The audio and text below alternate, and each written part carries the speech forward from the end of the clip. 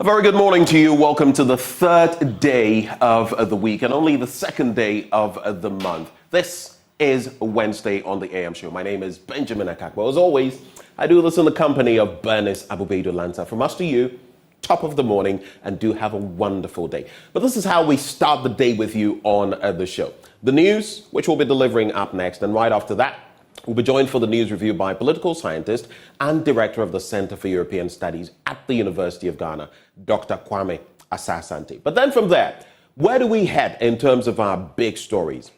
Physician assistants are up in arms about various benefits, various treatments that have been meted out to them, and the fact that they feel aggrieved about all of these. We're going to be getting into that all-important matter this morning on the show because they are saying that per the act that regulates their work, things are going awry. This morning, we get into a conversation with the physician assistants because guess what? Many hospitals or many health institutions have been affected, some of them lacking all of these professionals, and that is impacting the work, which means that if you went to any of these polyclinics, you just might not get the sort of access you needed, and that would hamper healthcare delivery. We'll get into that all-important conversation this morning on the show. But then from there, we look at neighboring Niger, not too close to us, but a lot to talk about in terms of that putsch that has taken place, so to speak, in that country. ECOWAS has had its take on the matter, and some countries have even started evacuating their citizens following that military topple. We'll be hearing from our panelists on that matter. Professor Kwesi Enning is Director of Faculty of Academic Affairs and Research with the Kofi Annan International Peacekeeping Training Center. We also have Professor Vladimir Entry, International Relations Analyst, Professor Kwejo Appiagyei-Etua, an International Human Rights and Public International lawyer, and Seydou Abudu, President, Ghana Community Niger. They'll be joining us for that conversation. But today being a Wednesday, you know definitely, courtesy of EcoBank, the Pan-African Bank, we've got AM Business. Today, we're going to be taking you to the central region where farmers in the Komenda, Edina, Eguafo, Abrim district are bemoaning the lack of a ready market for their farm produce. What is happening in that regard? What exactly is it? We'll be telling you a bit more about that. And then we'll also host some more sponsors of this year's EcoBank Joy News Habitat Fair. Cities and Habitats and Syntex Tanks are our guests later on the show. So just stick and stay. Let's do this for God and country. We'll be right back with the news.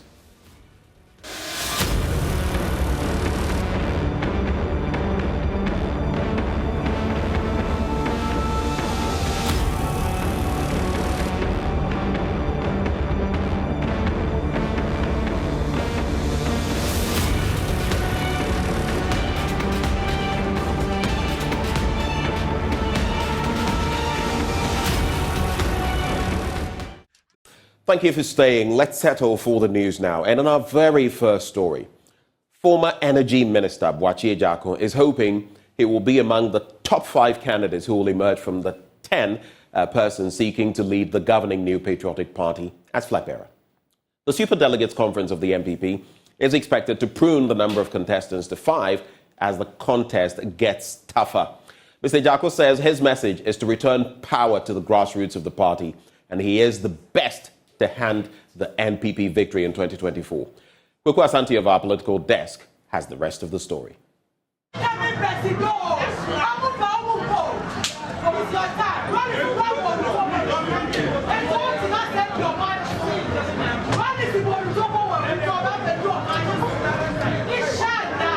With barely 3 weeks to go, Boakye Agyarko is ramping up his message to delegates as he hopes to be part of the 5 of 10 candidates the super delegates of the NPP will endorse to contest the party's flag bearership in November. The former energy minister believes the current economic challenge could pose a threat to the party's chances in 2024. I admit, but all difficult times require new leadership and new thinking.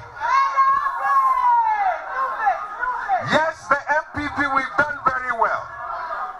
But I can tell you, we can do better and we must do better.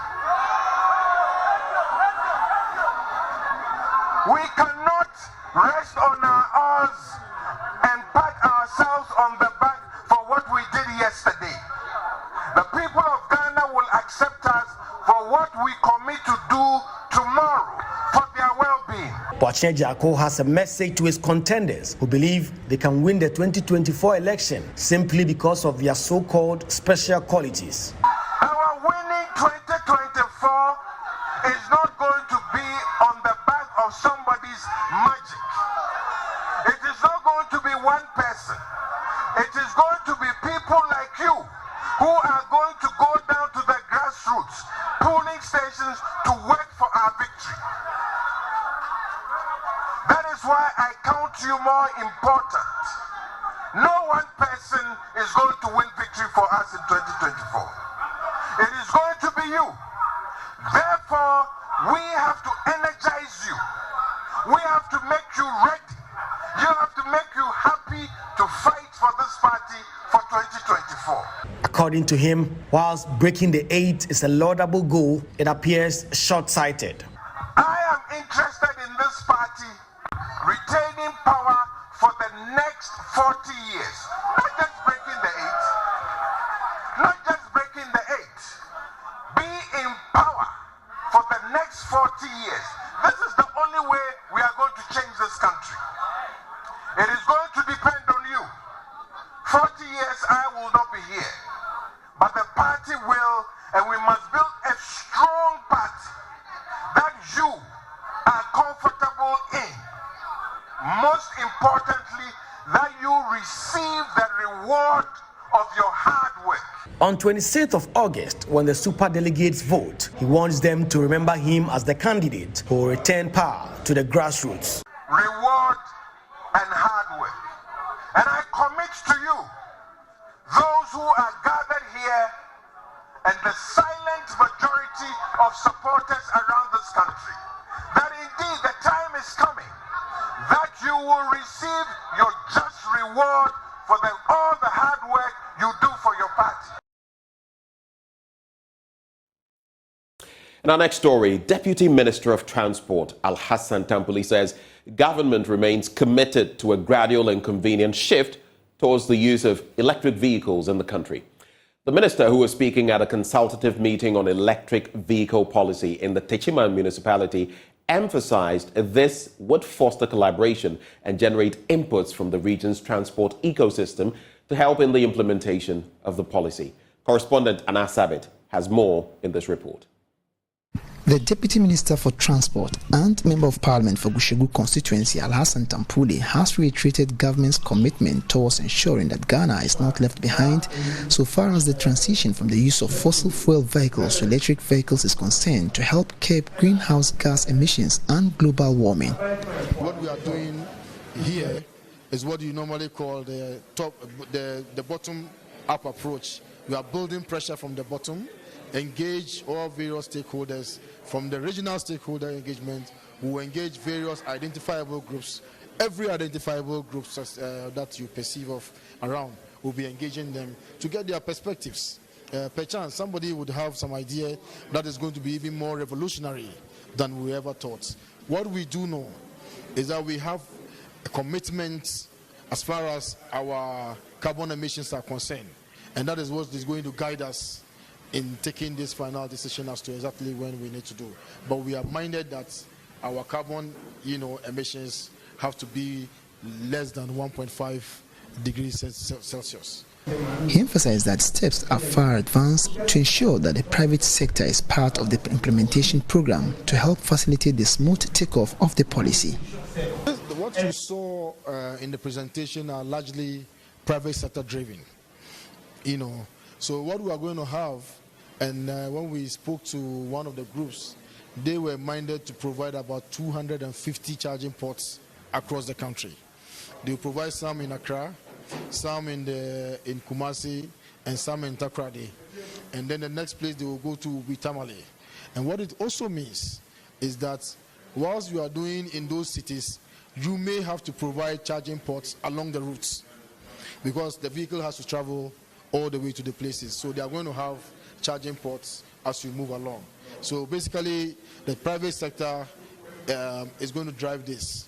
And we are going to give the private sector every incentive and opportunity for them to be able to drive this initiative. He was, however, quick to commend the participants of the forum for their insightful inputs and asked that the public engagement has been largely successful. It's been a great experience as far as the stakeholder engagements in the Bono East region here in Teshima is concerned. As you saw from the gathering, the contributions that we got from various participants was highly illuminating. So I think that all in all, we are very impressed. And I think that also it appears that people are even more aware of the advent of electric vehicles more than we ever thought. Deputy Director in charge of Renewable Energy, Doris Dodu, stated that government is creating an enabling environment to help promote the acceptance as well as the use of electric vehicles within the shortest possible time. Definitely, government will not do something that should shun off customers from using EV. If we say we are promoting, then we have to create the enabling environments for this to become a reality. So in terms of accessing green financing schemes to bring on incentives for users is possible. We are still at the initial stages of putting things on board, looking at if it's possible to look at tax waivers and other things that government is in talk now. So it's something that we'll do to make sure that everybody gets on board and we get a better use for our electricity that we generate.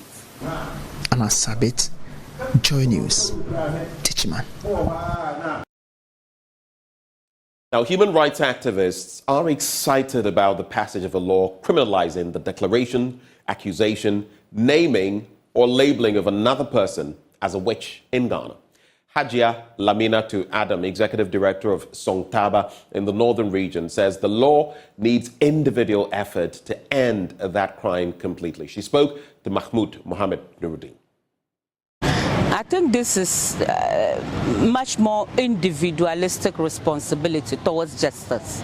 We need to continuously talk to people to respect people's human rights.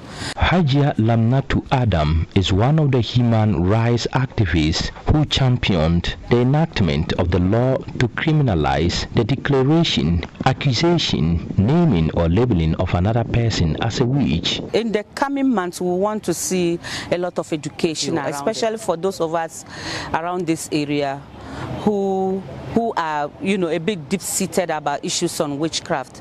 And you and I know what happens to any person who is accused of being a witch. I mean, you are lynched, you are banished, your property is destroyed. However, the reintegration of persons who have been at witch camps could be difficult. Hajia Lamnatu responds to how this might be accomplished, given that those who believe in witchcraft may still be living in the communities. How do we talk to the women to accept reintegration, and what progress or processes we need to follow to get them safely reintegrated in the communities of their choice, not necessarily where they were banished from. And so, for me, I see that this is even where work will begin. The existence of the witch camps has economic benefits to the camp priest. So how easy will it be for them to be closed down? Well, we cannot deny that the existence of the camps has some economic benefit that goes to the camp priest. And so we need to look at the economic aspect of it. How do we set up all of these camp priests, to be economically maybe fit? How do we talk to the women to accept reintegration? And what progress or processes we need to follow to get them safely reintegrated? Now, female candidates in the Wa East District of the Upper West region taking part in this year's Basic Education Certificate examination have been given menstrual pads to forestall any setbacks while they sit their exams. This follows the donation of these pads by Member of Parliament for Wa East, Dr. Godfred Seidu Jasso. Rafiq Salam now reports. Ever since he took over as the legislature of the Wa East constituency, Dr. Godfred Seidu Jasso had education as one of his priority areas. He had his eyes firmly focused on. For the past 4 years, he has donated mathematical sets, organized and funded mock examinations for candidates in the Basic Education Certificate Examination BCE in the constituency. Of them come from poor households. They are not able to afford mathematical sets and other support for these candidates. You know the critical role of mathematical set in most of the exams they write. And so I've been doing this in the last 3 or 4 years. I've also been organizing mock exams to support them, prepare them adequately for these exams. Fortunately, we've recorded, in fact, we have always been first place in the region. And so I intend to keep this record for my students in my BEC students in WA East. With the BEC slated to begin on Monday, August 7, Dr. Godfred Jesao has this year added sanitary pads to items on his donation list for onward distribution to the female candidates who will be taking part in the examination. Now, there have been a lot of reports of some females that engage in sex trade to be able to afford sanitary pads. Indeed, some of them even struggle, and it can be very embarrassing for them. Some stay out of school and so on. So this year, I've resolved that I will support them with these sanitary pads to take them at least the next 3 months. So the package we are giving them will support them for 3 months. This should give them peace of mind during the exam. If any situation like that arises, they have sanitary pads to be able to take care of themselves. Whilst they are waiting for the results, they will also be able to take care of themselves in the next 3 months. And so this is my widow's mite to support them, make sure that my female students in particular are well prepared and well psychologically stable to be able to undertake these exams. The donation of the sanitary pads and mathematical sets were done on behalf of the West Member of Parliament, Dr. Godfred Jesao, by his administrative assistant, Abdul Latif Kapuri, starting at the Menwudi JHS. A total of 1,250 students, comprising 713 boys and 537 girls, are taking part in this year's examination. 30 of them are at the Menwudi JHS, and each of them were given a mathematical set, while the 20 females among them, in addition, were handed over the sanitary pads. Wise District Director of the Ghana Education Service, Isa Jinsong, thanked the MP for the kind gesture. I think this is very good because he's a lecturer, he knows a lot about education, and he has been supporting us a lot. There's nothing you go and tell him and he will turn his back to it. He has renovated some of our schools and has provided us with furniture and a lot of things, even sponsoring needy but brilliant students in the districts. Some of the beneficial students also have kind words for the MP. The part is going to help us in our menstrual hygiene, and the math side is going to help us in our education. So we really appreciate for giving us this offer. Will help us to write our BEC, not going for our fathers to buy masset for us, and we will be very happy to thank Dr. Said Jesel for presenting this masset for this year BEC 2023. One thing unique about the Wise District is that for the past 5 years, they have been leading the charge in terms of the best performance of the BEC in the Upper West region. Madam Isa Jinsong told us about the secret and how they have been able to be on top of the chart. Wherever I go, I use myself as a role model to the children. Talk to them. I am a visually impaired person, but by the grace of God, I've risen up to this level. And it's not for nothing, it's because of education. So they, with their sight, can even do better than I. So with those motivational talks, at least they do their best, and this is the results we have. Reporting for Joy News, Rafik Salam, Mangwe. Later. But in our next story, the National Lottery Authority has launched the new draw machine to aid in its gaming activities. Director General Samuel Oku says these random number generators have been procured to aid corporate promotions. There's more in this report. After After 27 years, the National Lottery Authority is doing away with old and obsolete machines used for its various gaming platforms. The authority ushered in new technologically advanced machines for efficient and reliable draws. Director General of the National Lottery Authority, Samuel Awuku, says the new equipment are in line with the modern dictates in the industry. It has become mandatory that after 27 dedicated years of service, we phase them out. This is by virtue of the inability of the godmother machines, as we used to call them, to function as they should. Additionally, the Honorable Minister, the machines have become obsolete and their manufacturers are no longer producing the spare parts needed to sometimes fix them when they break down. This has become increasingly challenging to the operations of the National Lottery Authority. Minister of Defense Dominic Nitiwo has issued a warning to illegal private lottery operators. He indicated that in order for the state to profit from cash generated by lotto operations in Ghana, the sector's illegalities must be addressed. We cannot allow private people to hijack what is duly yours. Let's follow up and ensure that people do not commit illegalities in the lotto industry. It's not acceptable. Just Africa's here, they take more than 10 times what you do here. Nigeria is more than 100 times what you do here. Lotto should be a cash cow, and we must flush out the illegal people to ensure that Lotto is a cash cow to the nation. So how is the NLA dealing with illegal lotto operators? Here is the Director General of the National Lottery Authority, Samuel Awuku. We're also going to go tough on the illegal lotto operators. You heard the Defense Minister, the NLA together with the military, the Ghana Revenue Authority, and the state enforcement agencies. We are going to go after all these illegal operators who are wielding almost 600 million cedis every year illegally by operating lotto and do not contribute in any way or form or shape by paying their taxes to support the state. Neither do they support good causes. So you have very few people amassing all these and not supporting the state. The new initiative by NLA is expected to give people multiple chances to win. For Joy News, Jacqueline Ansuma Yeboah.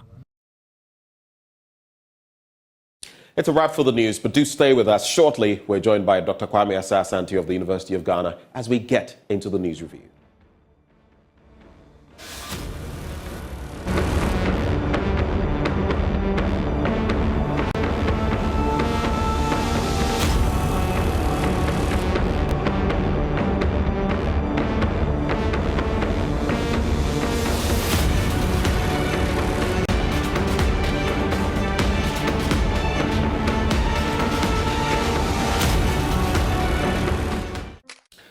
A very good morning to you. Welcome back on the AM show. Time now for the news review, and this segment is always brought to you by Endpoint Homeopathic Clinic. Now, here's what they're offering you to all of you Ghanaians out there. If you're a man, prostate screening. When was the last time you checked your prostate again? Or maybe never. But you never know what could be happening within your body. So make tracks to Endpoint Homeopathic Clinic. If you're a woman, do you know your status when it comes to fertility? Do you know whether you're developing fibroids? Do you know whether anything is going on in your reproductive system that ought not to be? Make tracks to Endpoint Homeopathic Clinic and get those things resolved. And if you don't have them, at least they can put you on the path of avoiding them altogether. And here's where you can locate them here in Accra at Spintex opposite the Shell signboard. There's Kumasi, Kronomabwe here behind the Angel Educational Complex. If you're in Takrady, you can locate them at Anaji Estate. If you're in Tema, Community 22, that's where you can find them. They're also in Techiman Hansua and Isiama and Zema. Their call lines 0244 867 068 or 0274 234 321. Endpoint Homeopathic Clinic, the end to chronic disease. But bringing us to the start of the news review this morning. Let me just say a very good morning to Dr. Kwame Asah-Asante. Good morning, Doc. Good morning, Ben. It's really good to have you. Wednesdays are some of my favorite days because you're a part of it. I hope you're well. I'm good. And yourself? I'm also okay. The times could be better, but we thank God for the little things that sometimes people, tend to overlook. Life, health, the ability to even be here in the studio today in good health. So I thank God for these, no matter how desperate the situation is. Yeah. We are also grateful to God. There are so many things that have happened. The budget has finally, the mid-year budget review has finally been done. There was no supplementary budget. But while the Finance Minister, Ken Ofori-Atta, says we are turning the bend, we have turned the bend. Others believe we're far from that. In fact, that even in trying to turn the bend, to negotiate that curve, it's going to take a whole lot more, that we are in dire straits. We are on the ropes. For which reason, we've even revised our growth projections. The story of Cecilia Dapa still remains, topical. I don't know what the way forward is after the OSP's action, but that is also in there. And now we also know that physician assistants are on strike. In fact, it's a matter we're discussing on the show this morning. There's also Niger and what is happening there. I don't know what you would like to touch on, but I'm just throwing some of these issues at you for your initial take in the next maybe 2 to 3 minutes on whichever ones you find pertinent. Or if it's something else as well, you can share with us before we get into the papers. Yeah, I want to look at Niger. Okay. Because I'm a student of democracy. So anytime democracy is aborted, I have a problem with that. And it's also a manifestation of certain wrongs that our leaders do within the political space. But that is not to suggest that that should be the way out to bad governance. It is a problem that if you are looking at, Africa, and it started with West, and now we are in the Sahel, the rest of them. Who knows where it will travel to? Is it after the third wave of democracy in the 1990s, we started having democratic rule, even though we have not perfected the act, but gradually we are getting there. It is true that we are having problems such as how economies are maintained, how livelihoods are maintained, how human records are kept and all that. But we tend to have soldiers who will not, after we have elected our government, which is constitutional government, they will come in and kick against the government and, impose on us a regime that we don't want. Initially, you would see people supporting, giving all kinds of support and all that. They will come and deceive us into believing that they are the messiahs. They are those who are going to turn things around and make life better for us. But records have shown that to all intents and purposes, military rule will never serve your interest. It is only an ideal wonder in terms of their posture, their gestures. A few days later, you see the real them. And that is exactly what is happening in Africa. And I don't know why it is happening on a more rampant basis. It is my hope and belief that we will strengthen governance, not to give anybody any cause to overthrow regimes, and that the people must know that no military regime will save them. Yes, you may have a bad government in place. The only avenue is to use the same ballot box that you used to bring that government into office, to throw that government out. Outside this, I'm afraid you are likely to have more problems. Today, Niger think that they are okay with this and all that. Even though I admit and I concede that they are not the one who imposed the regime on themselves, but they shouldn't be happy. And then they should do everything possible, those especially those outside it, to make sure that they call these people to leave power, and then the country can have its destiny in its own hands, because military regimes will never provide the needs of the people, and at the end of the day, they will leave the country in pain. I wholly agree with you, Doc, as you talk about the negatives of coup d'etats. Someone may even ask, do they even have any positives? We've all seen, like you said, we've been through different regimes like I have been, you have been, and for some of us, even outside of the country, in Liberia, and you see the strife. No country, Liberia is still recovering, even today. Sierra Leone is still recovering, even today. But the point then is, even as we talk about how unacceptable putches, military putches, or escapades, or forays into politics are, at the same time, we ought to be really digesting why in the sub-region this is becoming, it's coming into vogue, one more time. It's becoming fashionable. Why? Mali, Burkina Faso, Guinea, there was an attempt in Guinea-Bissau, Niger.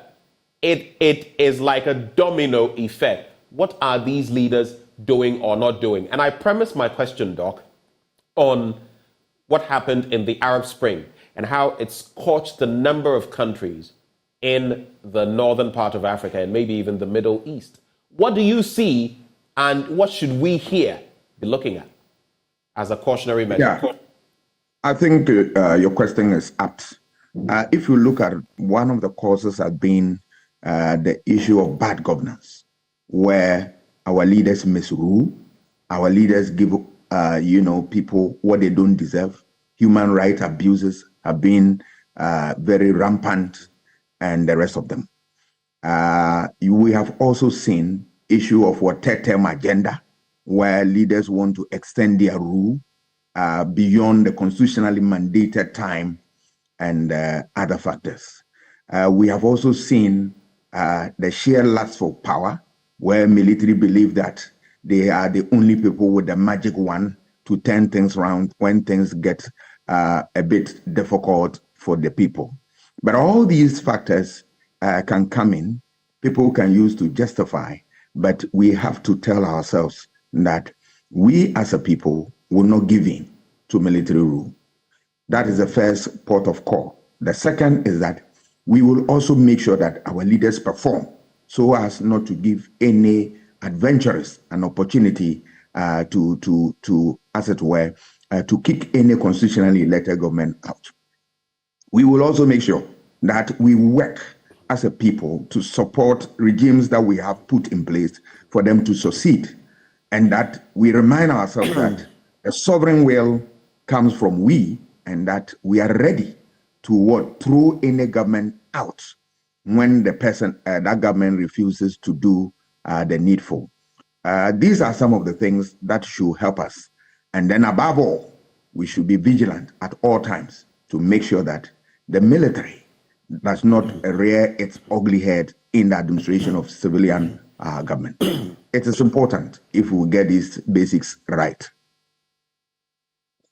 Thank you so much for pointing those out. Let's get into the papers now, Doc, shall we? We have just about 20 minutes to do so. I'll start with the Daily Graphic newspaper, and here is what it says. Government releases 50.5 million Ghana cedis to WAEC. Government releases 50.5 million Ghana cedis to WAEC. There's also GT Bank Autism Workshop, Early Detection Key. Let strategy determine relationships. Otabil challenges African nations. Then there's also special supplement on GCB Bank at 70. And then 8,000 housing unit project takes off. I have to get into this with you, Dr. Kwame Asah-Asante, because we saw what happened to the Kufuor housing project and how it was left for a long time. We had others come through, all the way through Atta Mills and then Saglemi. We've abandoned something somewhere. We claim now it has got to the point where we can't do anything with it, and we're going to start another one in Pokwasi. This country, and I listened to rhetoric yesterday on the matter and claims that, oh, we didn't do this, we didn't do that, and for that reason, so that must go waste, it must rot at my taxpayers' money, your taxpayers' money, Doc, and for those of you watching us, our taxpayers' money, and it must rot because of political expediency, and we're now going to start something afresh. But let me read the story. It says, and Mr. President says the move will address demands. This Friday, if I get to, it's a holiday, but I will still share my blunt thoughts. And this will be one of the issues I'll be talking of. I'll take you back to a certain time and what happened and how now I don't even get how things are going in this country. But President Nana Addo Dankwa Akufo-Addo yesterday cut the sod for the commencement of an 8,000 housing unit project on a 203-acre land at Pokwase in the Greater Accra region under the revised National Affordable Housing Program. And the claim is that this time it will be affordable. Now, under the program dubbed, quote, My Home, My Peace, government will subsidize housing units with land and infrastructure to absorb a critical component of the construction cost, while the private sector complements the effort by raising funds to build apartments on a cost recovery basis. Now, the project will be in 2 phases. The first phase, comprising 4,000, will be completed within 18 months, by which time, guess what? You see, these are my problems with projects. 18 months, by which time this administration, we could be going for an election, and who knows what will happen there. And that is exactly the tail of the tape. Then you go, and should there be a change of administration, another one comes through and says, oh, this project is mired in corruption. And then we keep bleeding, losing ordinary taxpayers' money. Just to conclude, while the remaining 4,000 units will be completed in the second phase, also in 18 months. It will be undertaken by 5 developers, and they are listed there. Doc, I don't know whether you understand this country better, but this country, honestly, governance is beginning not to make any sense at all to me. Your thoughts? I agree with you. If you look at this problem, it has been a border to me, to people, well-meaning people in this country. Why? If you read the directive principle of state policy, one of the provisions says that every government which inherits any regime must do as a matter of what? Duty to continue any project that has begun by the previous government. So on this score, every government is enjoined by that constitutional provision to continue where previous government have left off relative to any program. If you look at this provision, it is bluntly abused by all regimes we have seen in this Fourth Republic. You see government coming out with projects to, as it were, build infrastructure, which we need so much. Particularly, we are talking about what accommodation for workers of this country. And then another regime will come in and then throw it away, will not continue, and then we'll look for another resource, only to turn around into to deceive us into believing that we are going to have a new facility that will serve the interests of the people. You have not concluded one, and you are in another one. What is it that is associated with all the projects that are found in the bush that we cannot deal with, and then have people have value for money? I had a conversation with an economist at Legon, and he was telling me that one of our bane is the issue of what this phenomenon we are seeing, that projects that we abandon, and then new government will not want to, continue with such programs. He said it has cost us a whole lot of money and continue to cost. And I agree with him perfectly. What are we saying here? Are we ensuring value for money? And I tell you, if they give you the statistics, this is one of the reasons why, we are in IMF for a bailout. Because the monies we are pumped in, if we should be able to put them together and use them meaningfully, we'll be able to ensure value for money, and we'll save this country and make life better for people who are workers of this country. What are we doing? I don't know. But we as citizens, we have a role to play here. Why can't you, on the basis of this, look at any government in the face and say that, look, if you come and you fail based on ABC, we are going to throw you out, and one of which should be this. That will serve as deterrent for government who want to abuse office and want to waste resources. I think we as a people must look at this issue and look at it critically. Thank you, Doc. Let's get into other stories. I'll go to pages 16 and 17. But before I do so, just to wrap up some of the stories in the Daily Graphic newspaper. Kenyan president scolds ministers. He has scolded top government officials for arriving late to a scheduled meeting, saying it showed lack of discipline for arriving late to a scheduled meeting. The Kenyan president William Ruto does that. Here, why? Even the worst things happen. And some of the things I want to talk about. Last year in September, a Rwandan minister who had been a very prominent figure, I think he was an actor among other things, became a minister. Apparently, he was found to be guilty of corruption. It wasn't even a very clear matter, but he had taken some $5,000. $5,000. I think they gave him how many years? Many, many years. And he had to refund, I think, over $50,000 worth and all of that. Here, zero accountability. No one is saying if $1 million is found in your home, you're a thief. No. But how did you get the money? No one is saying if it will take you 34 or 31 years to acquire that, even on your salary as a minister, 30,000 plus Ghana cedis, and you have that money. The question is, how did you get it? Lifestyle audits not working. And that is why the political office holders bill, I'm not putting it correctly, but that's the intent, is, it is empirical for us. It is an imperative. I think that's the word I'm looking for. An imperative. But, yeah, in other jurisdictions, we can condemn Paul Kagame. We can say whatever we like about what is happening in Rwanda, and he's been at post since 1994. Have you been there? Have you seen Rwanda for yourself? I mean, I would prefer, and I'm speaking for myself, we have a Lee Kuan Yew who can develop our country, and in 3 decades or less, let it be what Singapore is, rather than be here with all of these charlatans masquerading as politicians. I'm sorry, NDC MPP, a lot of them are charlatans, masquerading as people who know something, square pegs in round holes. 9,354 people died of HIV/AIDS last year. That's according to the AIDS Commission.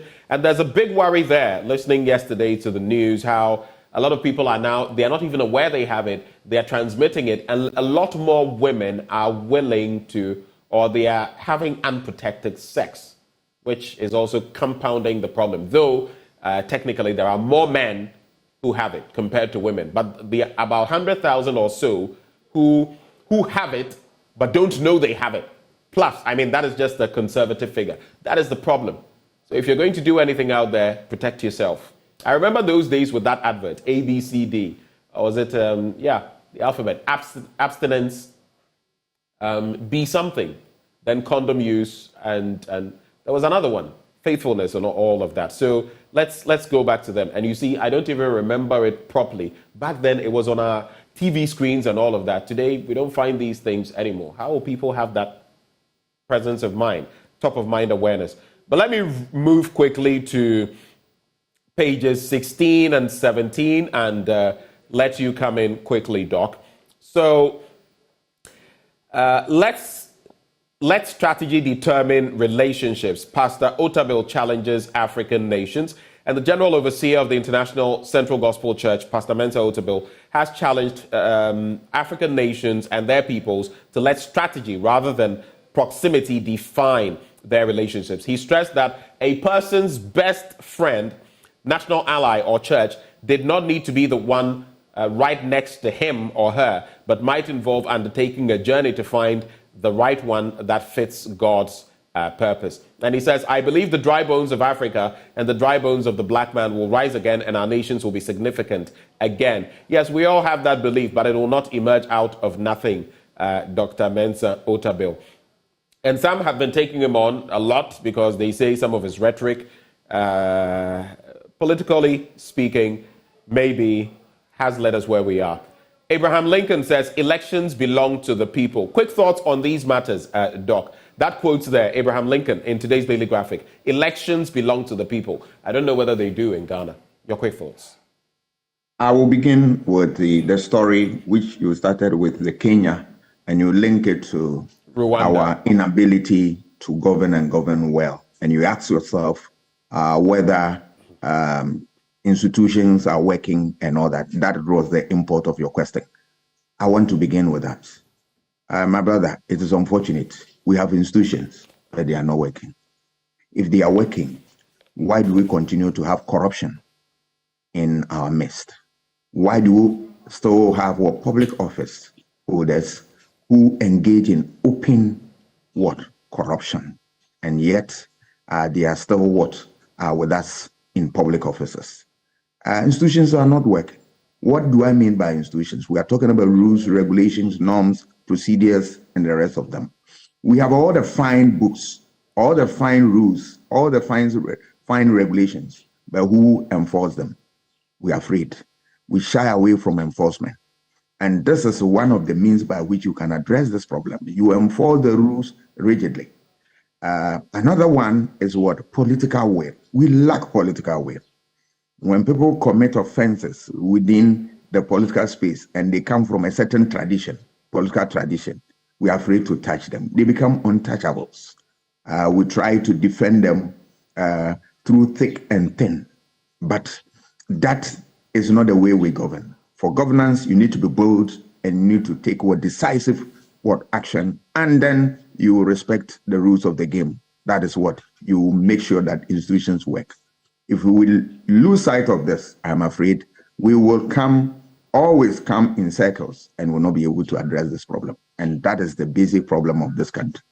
I think going forward, our people should look at these things and realize that we can't continue on this trajectory forever. A time must come that we must have what? A paradigm shift that will take us to the promised land. Let me look at issue of Mensa or Tabel, the rest of them, that relationship will define all there is that to our development and all and whatnot. Yes, it is true, but we should walk the talk. We should go beyond this rhetoric and make sure that we do the needful. This country, we tend to believe more of rhetoric, slogans, and all that. But the real action is far from us. Development is about what? Action, and our commitment to doing something that is meaningful, that will build forever lasting relationship, and that will bring the public good to fruition. I believe that we have a duty as citizens, duty to ourselves and our country. Not shy away from this. Doc, we have about 4 minutes. Let's make the most of the time. Elect more women into government. That is on page 18, advocacy organizations to citizens. For me, I'm very passionate about these matters, and it is shown worldwide that when there are more women in some of these positions, yes, some of them go over the top, but a lot of the time they are able to add a lot to whether it is governance, tech, or whatever. So the Foundation for Security Development in Africa, FOSDA, has urged Ghanaians to use the upcoming local government elections to elect more women into the country's governance structure. And this is something that I support with both of my thumbs and all of my will. PNC commends Parliament for anti-witchcraft bill. And that is a very positive step, the anti-witchcraft bill. I also commend government for that. The Daily Guide, we'll just wrap with these stories. 8,000-unit Pokwase housing project underway. We've already gone into that. Nana frowns on West Africa coups. We've taken a swipe at that. We'll fight NDC together after primaries. That's according to Baumia. Okay. 19,764 recruited in 4 security agencies. And NPP launches new membership dues. I think the story on page 6 is the only probably viable one, apart from all the politics that I'll get into. So, Minister of Interior Ambrose Derry has disclosed that a total of 19,764 people have been recruited into the 4 main security agencies, namely the Ghana Police Service, Ghana Prison Service, Ghana Immigration Service, and the Ghana National Fire Service. He stated that the Ghana Police Service hired 7,500 people, the Ghana National Fire Service hired 4,500 people, the Ghana Prison Service hired 3,000 people, and the Ghana Immigration Service hired 4,764 people. We also heard Finance Minister Ken Ofori-Atta talk about 1D1F and how it had created over 160,000 jobs or so, directly and indirectly. One may ask, where are the jobs? But those are the statistics. The final newspaper. After primaries, all aspirants should back winner to defeat NDC. Dr. Baumia says so. Shortcut for 8,000 housing units. I mean, these are all the same stories that we've taken a look at. The Publisher. Former DACF boss schools Dan Boche. Ministers only have to collaborate. It's not a master-servant relationship. I'll just do that story, let you reflect, and then we're gone. So former District Assembly's Common Fund Administrator Joshua Magnus Nicole has called on Parliament's Select Committee on Local Government to intervene in the ongoing dispute between the fund and the Ministry for Local Government and Rural Development. He stated that the conflict between the local government minister Daniel Kweku-Botry and administrator of the District Assembly's Common Fund, Irene Natoshilate, is personal rather than just an institutional disagreement. Magnus Nicole advised President Akufo-Addo to forward a complaint letter from the local government minister to Parliament to address the impasse. You can get details in the paper. Quick thoughts before we go, just about 14 seconds. Yeah, I will touch on the election of more women into Parliament or into the political space. This is long overdue. We need our women to be in the political space to contribute their their quota. All over the world, we have seen immense contribution of women. And why do we want to deny ourselves this? We have women who are meaningful, women who are of substance, and who can help to strengthen the administration of this country. We throw them away as if they don't matter. But look, when you look at advanced countries, they have built their societies based on what? The strength, the toil, the efforts of women. I think the time is now for us to act and act very fast so as to make sure that we support women. We have very responsible legislations that will make sure that women are put into positions of authority and they can help to turn things around. We should also strengthen the affirmative action programs to bring them to scratch. Right. And then above all, if we want to put them into Parliament, then we need to look at the issue of proportional representation and other forms of systems that will be able to help to get more women into the political fold. I think the time is now for us to act and act very fast. Thank you so much, Doc, for joining us this morning and sharing your thoughts with us. And I wish you the very best of the day. Thank you. On this day, I remember my own brother, Christopher. We lost you all the way back in 2009. You're gone on this very day. You left us many years ago, 2009. You're gone, but not forgotten. We love you. Wherever you are, we pray for your soul. Also, before we go, good morning to Dr. Fred Che Asamoah, Director General and at the Commission of Technical and Vocational Education and Training. You're doing a fantastic job there. I understand your outfit is still supporting Ghanaians in the formal and informal business sectors.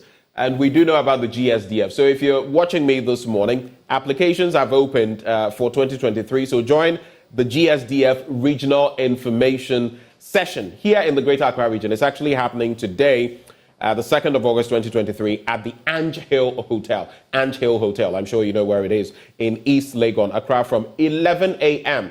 To learn how you can apply and access funding to transform your business. Do you need funding for your business? You have to make tracks to the Ange Hill Hotel. The program starts at 11 a.m. And of course, Dr. Fred Che Asamoah, Director General of the Commission on Technical and Vocational Training, will be there as well. As we go, this segment is always brought to you by Endpoint Homeopathic Clinic. They're offering you free prostate screening, free female fertility screening. Just reach out to them at any of their branches. Here in Accra, they're at Spintex, opposite the Shell signboard. In Kumasi, Kronumabwe here behind the Angel Educational Complex. There's Takrady Anaji State Tema Community 22, Tichiman Hanswa and Siaman Zima. If you'd like to call them, the numbers are 0244 867 068 or 0274 234 321. Endpoint Homeopathic Clinic, the end to chronic disease. David Beckham says every morning he goes to training at around 7:30 just to watch Lionel Messi and to actually realize that it is true that he's playing for Inter Miami. Okay, more in sports coming up next.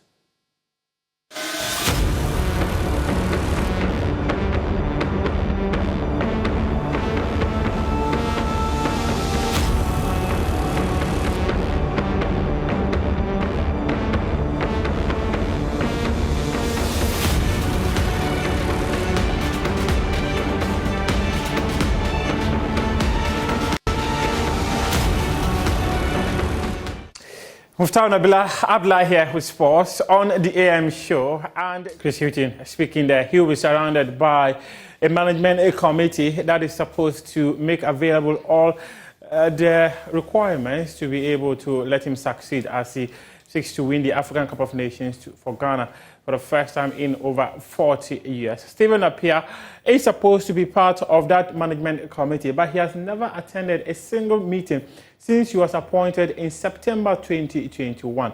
While speaking on Prime Take, he explained the reasons behind his decision not to honor any invitation extended to him to attend the meeting. I never showed up. Why? I never showed up because I had my own reason. Yeah, not because of anything. Not because of anything. What is the reason?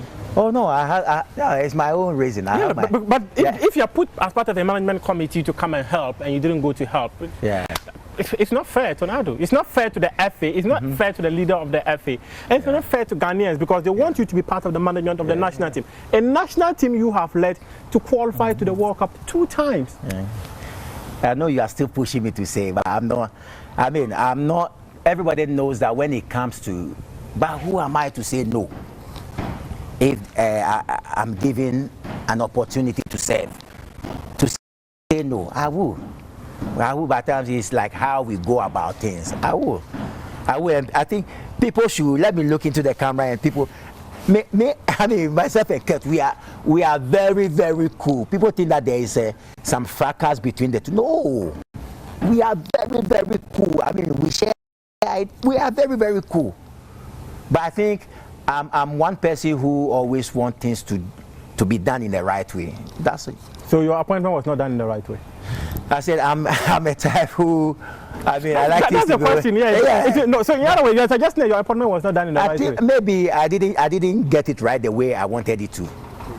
So how were you supposed to be called up? So that next time when they want to call you up to the national team, they'll know that okay, this is a channel we need to go to get Stephen. Oh no, we have spoken, and then whoever knows. It's not about only Stephen. It's about. I mean, all former. Yeah, all former. Not even former. Even current players. I think people should be treated in the right way. Stephen, you are not properly treated in your appointment at the management committee. I said people. No, I said people when they are giving them appointment, they have to do it in the right way. But this clearly suggests that you were not properly treated. No, I'm just. It's a message that I'm sending out there. It's not about Stephen Appiah. I said we have to do things in the right way. And doing things in the right way, that would include how the Ghana Premier League is managed. Well, Joy Sports and Insurance Sports conducted a survey to understand some of the challenges that football fans encounter and why they've decided to withdraw from a product they hitherto patronized so well. Well, and Ghana League Clubs Association, dear Chairman Kojo Fiano, says that this document, which has been put together, is a document he and his team will adopt. By thanking the multimedia group for this giant step they've taken to actually learn some tricks from our renowned doctor, Dr. Nyawanya Watamokolo, to diagnose exactly what is wrong with us and attempt to prescribe the dosage that could help us come back into mainstream. And I want to pledge, as the chairman of the Ghana League Clubs Association, that on behalf of the clubs, we are not going to allow this report to gather dust. We're going to commit ourselves to it. GACA will have to adopt it and organize a series of engagements with our clubs, our supporters, so that we can come back on track. Having said that, listening to the earlier speakers and also having the opportunity to have an insight to that report, I want to say that if really you all take that report seriously, we will find an antidote to what is worrying our game vis-a-vis spectatoring. And now on sporting infrastructure, one of the facilities that's supposed to be of standard to be able to host international competitions has been left to rot. I'm referring to the Esipon Sports Stadium. Since it was constructed to organize the African Cup of Nations in 2008, that facility has become a reptile breeding ground and taken over by weeds and trees. Its seats have all crumbled. And just a couple of weeks ago, we brought you a report from the Esipon Stadium, how that facility is not fit for purpose. The Minister of Youth and Sports, Mr. Yusuf, has revealed that a contractor has been sent to their facility to ensure that it is put to good use. On the Esipon Sports Stadium, yes, what the Finance Minister said was for the first phase. The renovation works once again was done in phases. The first phase was above 90% complete, as the Finance Minister said. So when the MP of the area raised the issue, we also responded by indicating that it was for the first phase. The second phase has been given to the contractor to finish, and the contractor has since moved to site. And you all understand that we needed to go through some procurement bureaucracy before we get the contractors to move to site. So we've gone through that hurdle, and the contractor is currently on site. So be rest assured that Esipon Sports Stadium will be completed and it will be put to good use. Still on sporting infrastructure, the people of Eshojaman, they have been handed an opportunity to unearth more sporting talents just beyond football. Well, the director of the National Youth Authority, Pius Anam Hajude, he was at the unveiling ceremony or the sword cutting ceremony for that event, and he says that it's about time the Youth Authority extend their umbrella to cover the remote areas in the country. My colleague Lawrence Beidou was there and put together this report. Contractors are expected to begin work immediately on the astroturf being built by the National Youth Authority for the residents of Eshojaman in the eastern region. The over 5 million Ghana cedis project, according to the National Youth Authority, will serve as the source for the development of several young sporting talent beyond just footballers. The sword cutting for the project took place on Monday, July 31, with the project expected to be completed in the next 4 months. The ceremony saw the attendance of some government officials, traditional leaders, and members of the district at the St. Chi Methodist School Park. Speaking at the event to announce the project, the Chief Executive Officer of the National Youth Authority, Pius Anam Hajude, highlighted the need for the district to boast a sporting facility that will see the production of sportsmen and women. Important. This is an AstroTurf project that they have been looking forward to. They have made several calls upon the National Youth Authority. We have consulted with the chiefs, the assembly members, opinion leaders, and we believe that the community is owning the projects. From what you can see, it's clear that it is very, very important to them. Eshojaman is noted for a number of sportsmen, football, athletics, and a number of the sporting disciplines. However, there is no meaningful sports infrastructure in the entire district, and this is a modest beginning. We are giving them an ultra-modern AstroTurf as a beginning, as a first step. So this is a very, very important project to the entire community. The source of funding is the National Youth Authority allocation of the District Assembly's Common Fund. That's how we are financed. We anticipate that within 4 months, the construction should be completed. The construction covers the football field itself, the inner perimeter fencing, and floodlights. That enables patrons of the facility to patronize it even in the night and in the evenings. So it is the AstroTurf playing field, perimeter fencing, and floodlights. That's the scope of works. He also added that the members of the community would need to protect the facility as theirs when it's finished to avoid it being wasted. Well, the message for them in connection with the project is that this is their project. They should own it, they should use it, but they should take good care of it. We do not want a situation where we will waste the resources of state. How we use the facility, how we maintain it is critical to how long the project will survive. So it's important that even as they express joy and excitement at the project, we own the project and that we feel responsible for it and we take good care of it. Work on the project is expected to begin in 2 weeks' time, with the contractor assuring that the facility will be completed in 4 months' time. Nana Jan Odro Dapa, who is the Akwemu Asebuhene and Senchi Adontehene, pleaded with the contractor of the project to make use of the people in the community, while adding that they will do their best to take care of the facility when completed. Pius Enam Hajide has already expressed his desire to represent the people of Isuajaman in Parliament.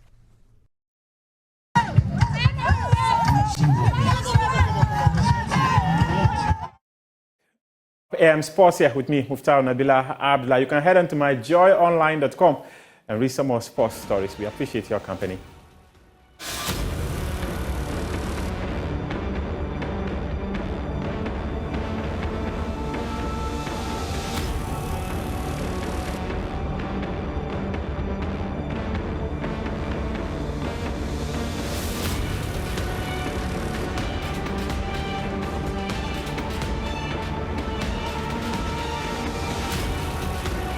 It's been a week since the physician assistants embarked on a strike to protest what members deem as a move to subject them to the direction and supervision of medical doctors.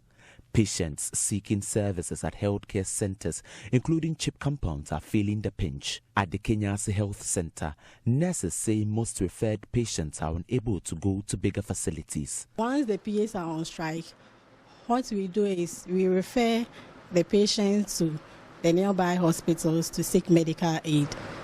So currently we are not doing anything. We only come to work, sit down, wait for the afternoon staffs to come, then we hand over our important things and then the word to them. It's over 100. It's over 100, yeah. And where do they go? To any nearby hospitals. Because all the health centers are facing the same challenges, so they visit the nearby hospitals. At the Antua Health Center, patients are mostly referred to Menchia Government Hospital. Some patients say they have been left stranded. Said I left one at 30 and made me banana dressing and the or my mamma so will be better to have empty back rotate. We suffer in our community due to the industrial action. Some patients do get stranded. Government must do something about this as soon as possible. My yama woman, Tim or Monchayen. Mesra binds or Mamma woman, Nadi here woman. One yama woman said the bear so baby is she. Now you are in one hospital and as a doctor so won't show. And ya dear beboy, a tea, sir, a hano. Maybe a man is so more. Maybe Chief of Crown was on the crowd that more 3 days as if the nurses have refused to take care of them, but they still insist on not taking care of me. Physician assistants are mostly in charge of health centers and CHIP compounds in rural communities. Their absence has created a vacuum in healthcare delivery. A laboratory technician at the Kenya's Health Center, Isaac Owusupoku, pleaded with government to help resolve the situation. The government is trying to look down on the PAs. Why? Because if you come here and you are being referred to bigger hospitals, I think you can go and receive your treatment. So it's an indirect insult on behalf of the PAs. And I think government must have done something immediately to solve this issue, not even waiting for about 24 hours. Good morning to you. Thank you so much for staying here on the AM show. I'm Bernice Abubedu-Lansa, and the story you just heard is the basis for our next conversation. As you may be aware, physician assistants are on strike, and they are insisting that amendments be made to the Health Professionals Bodies Act 857. They want freedom to operate independently. We know that there has been some interventions. The health authorities from the Ghana Health Service has, for example, asked doctors on leave to resume work. But as you've just seen in that story, it still hasn't made much impact, especially for CHIPS compounds and health centers. This morning, we are having a conversation because your lives and that of others is at the heart of all of this. We've been joined by Ofosu Asamoah. He's Executive Secretary at the National Labour Commission. Grateful to have you here, sir. And now, a couple of days ago, we heard you asking for cool heads to prevail in this matter. I know there was supposed to be a meeting yesterday. Did it happen? No, the meeting is scheduled for today and not yesterday. All right, today rather. Right. So what are you expecting in that meeting, seeing that the physician assistants are really bent on, getting the act amended? What exactly is the meeting going to address today? Oh, certainly, they have their position they are presenting. The authorities will also have their position, I'm sure. We as mediators are going to make sure that they arrive at a settlement through negotiation. It's one of give and take, but if the parties take entrenched positions, then the matter may not be solved. And since they are, what do we call it, essential service providers, then we may have, in the worst scenario, resort to a compulsory arbitration. Right. Mr. Asamoah, the physician assistants didn't just embark on the strike. I remember there were threats before they carried out the real deal. It's been about a week. From the point of threats to real execution, did the National Labour Commission at any time try to intervene to prevent us from getting to this point? Yes. When we got notice of their strike and their reasons for which they wanted to embark on an industrial action to back their demand, we accordingly wrote to their employers that this is what we have at hand. What are they doing to prevent the happening of the industrial action? And of course, they will know that some steps have been taken, some meetings have gone on, except that they have been unable to settle. That is why it's gone this bad. And when it gets to this stage, then the commission will have to seize it, take over, and settle it. And that is what we are beginning from today. And since we're hoping to get a member of the Physician Assistants Association join us shortly. But if you don't mind, can you just run us through some of the demands they've been making specifically in terms of amending Act 857? Well, apart from amending the Act, we have also called for their own regulatory body. I think they want to be separate from the Medical and Dental Council and have a council for the regulation of the physicians and physician assistants. Yesterday, we received a letter from the graduate division of their association requesting for a joinder. So we have accordingly granted and invited them as well. So we are not researching on all the issues because they keep adding up. Okay. And they are joining. So today, if they appear before the commission, they make their presentation alongside what has been written to us, then we can be certain of all the issues. But at least we know that they are calling for a council of their own. They are calling for certain amendments to the Act and the exclusion of some new introductions to the Act by the Medical and Dental Council. So this we have for sure. And let me just find out from you, prior to this meeting, has the Commission reached out to the Medical and Dental Council? Have you also understood their point and concerns before this meeting that brings them together? No, our only reach out was to send a copy of the issues raised by the senators to them. But we haven't called for any meeting. We don't invite the parties individually. We always put them together. And that is what I'm doing. Right. So if I get you right, this morning, all you're going to do is to hear the concerns of these two parties and chart the way forward. That is true. That will be in the afternoon. Okay. But this is not the first time the physician assistants are embarking on this strike, right? No, this is not the first time. So in the initial... There have been several strikes, but not for the same reason. Yes, there have been several strikes for different reasons. I appreciate that, but I'm just wondering why it seems to be the go-to decision for many aggrieved workers in this country. You're currently dealing with the CTAC strike as well. Why does it appear so? For many workers in this country, the main way to protest and to demand what they think they deserve is a strike. That's the unfortunate aspect. Strike should sparingly be used, and it is supposed to be the tool of last resort. Unfortunately, we have the reverse in Ghana now. People will not negotiate. People will not avail themselves to mediation, arbitrary. Will always want to threaten strike. It's an unfortunate situation, but we are trying to handle it through education. I think our union members, management, employers, and government, all the parties will need some form of education to come to know that you don't really settle issues through strike. Therefore, that they can only get their demands through strike.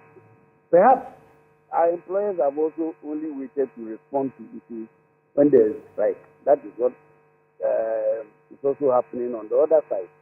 In most cases, our employers will not budge at their demands. They are not ready to negotiate until there is a strike.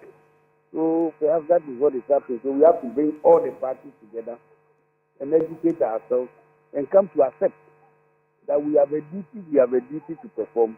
We must deliver it on our mandate and not wait for a strike or a law.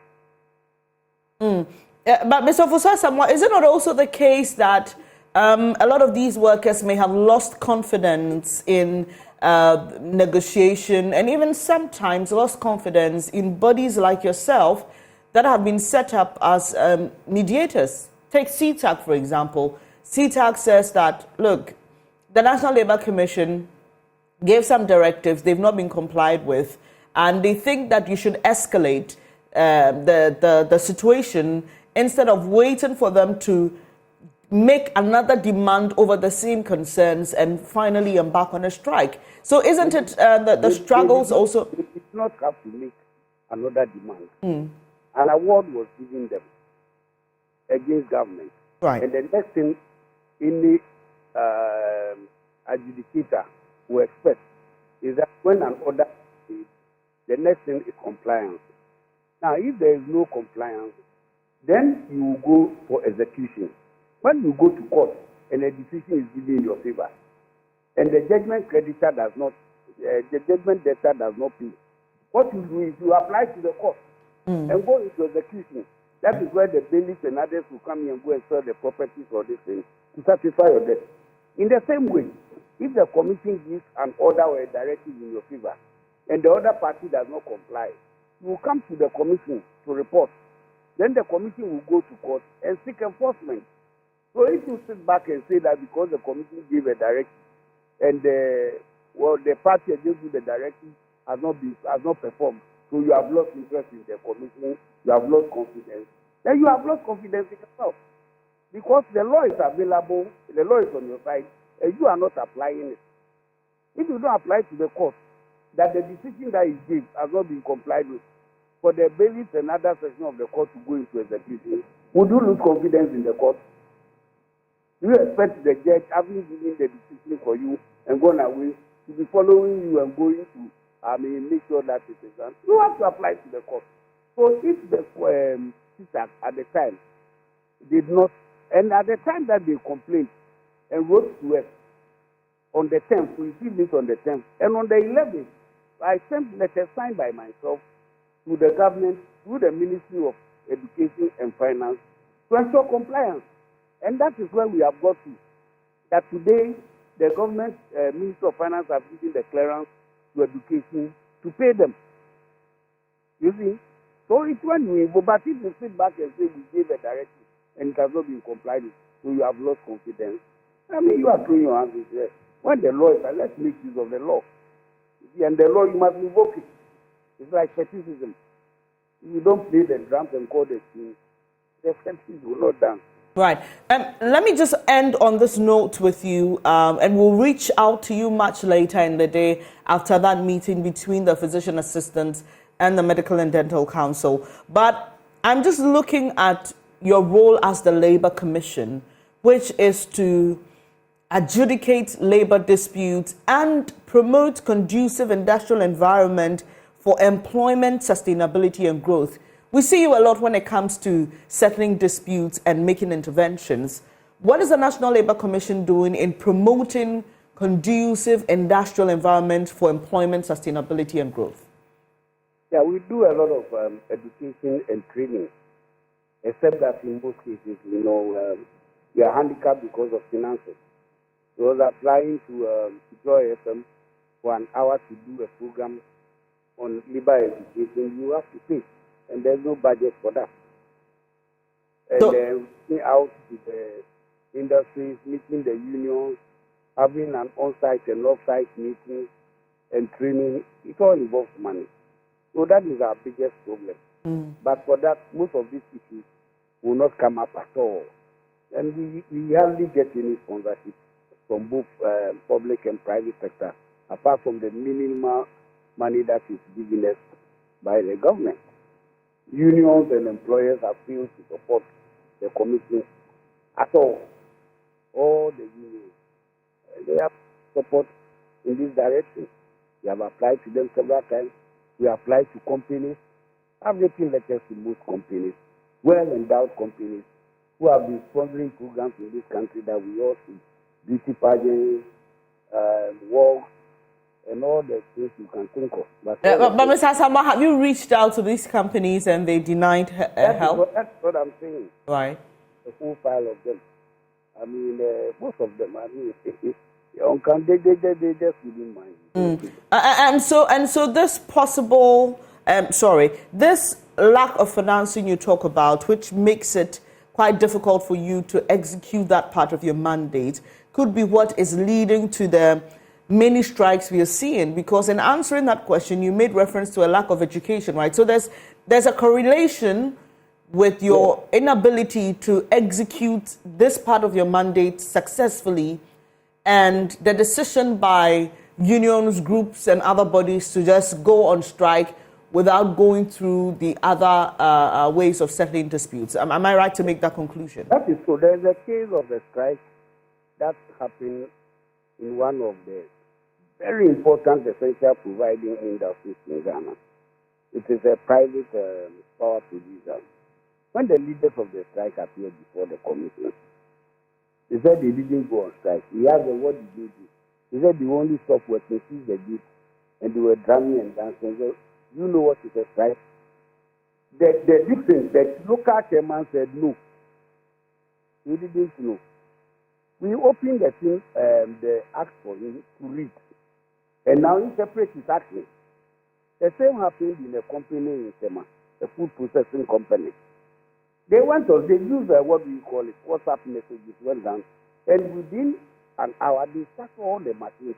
And the place nearly caught fire. And the fire services could have taken them not less than 7 hours to quench the fire.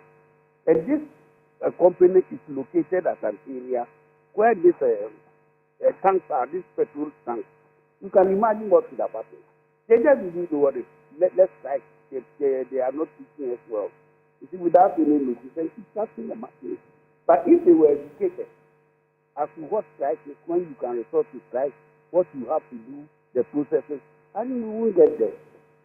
So we need a lot of education. If Joy FM, as I'm talking to you, we even grant us 1 hour in every week, let's say 20 minutes every day to talk about labor issues, then we could do some education for all Ghanaians to benefit for free.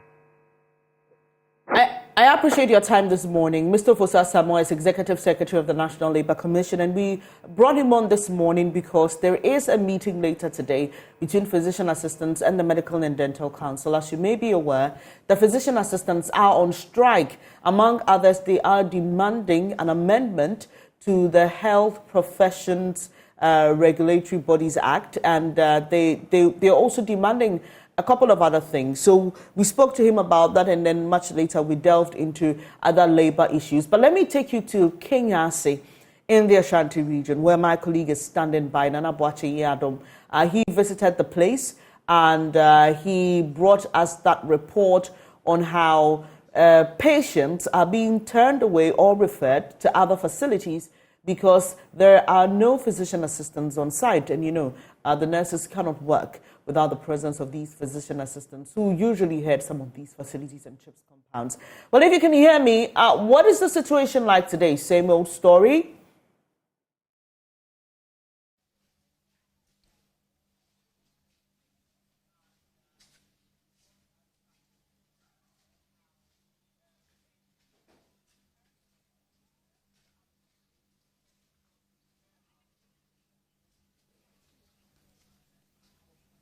Well, Bernice, the industrial action by the physician assistants has really taken a toll on healthcare delivery in the Ashanti region across some rural areas that we have visited since they started the industrial action last week. With about 2 weeks entering into the strike action, we visited Kenyase Healthcare Center, the Antwa Healthcare Center, and the situation is still the same. They are still not back, and then it is really affecting healthcare delivery at these healthcare centers that we have visited. We are currently at the Kenyase Healthcare Center. Under normal circumstances, we could find some patients sitting here and inside the ward waiting for their PAs to attend to them. But as we speak, the PAs are nowhere to be found. They are not coming to work. So these patients who visit the Kenyase Healthcare Center are being referred to nearby hospitals, in fact, larger hospitals, to seek health care.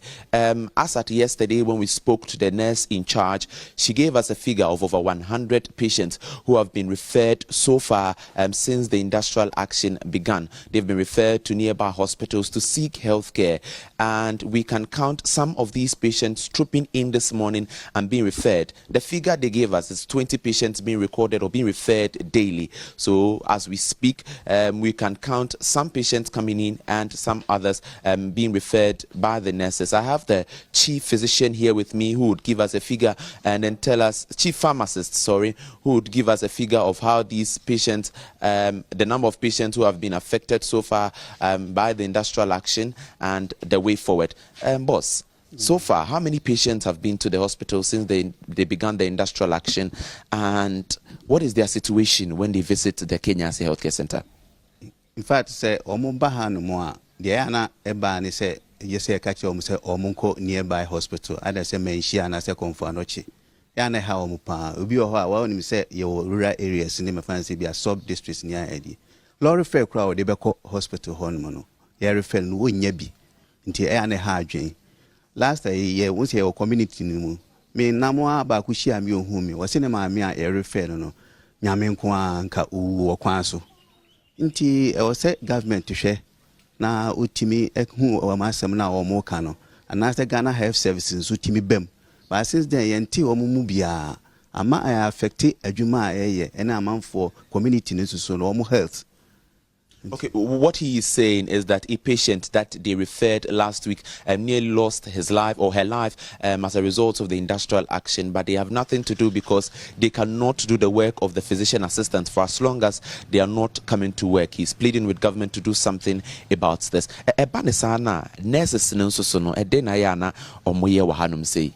Me pacho nurses ne de omono no adwuma ne say physician assistants eni ho a omuni adwuma bia oye.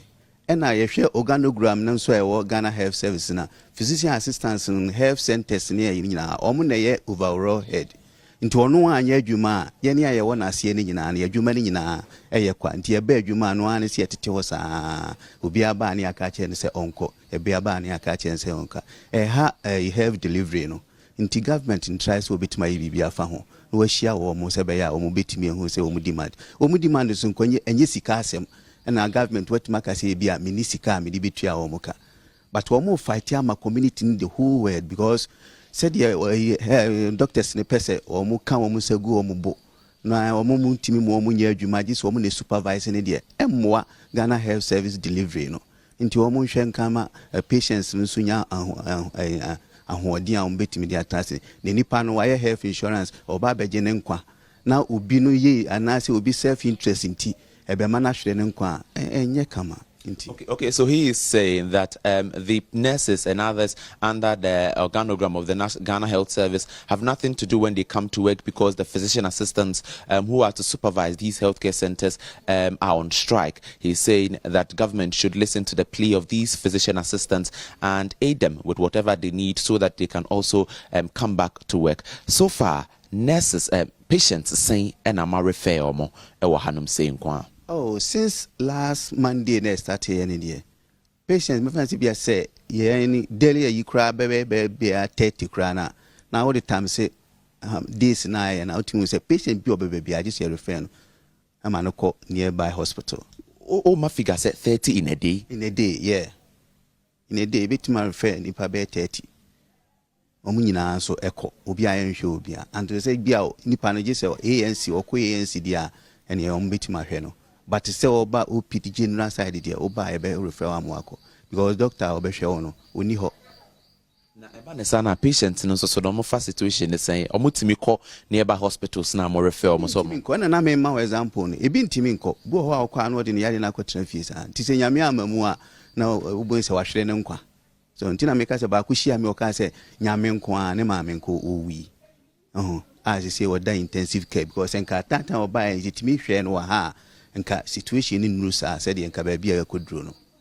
Okay, so Benes, he's saying that they refer about 30 patients in a day since the physician assistants began the industrial action. That is from last week up to date. So they've been referring about 30 patients daily, which is quite a huge number. He's saying that if the PAs were to be around or were to come to work, they would not be referring these patients. At least they could be helping them with whatever they need. But for us, it stands now as they continue their industrial action, they have been referring about 30 patients daily.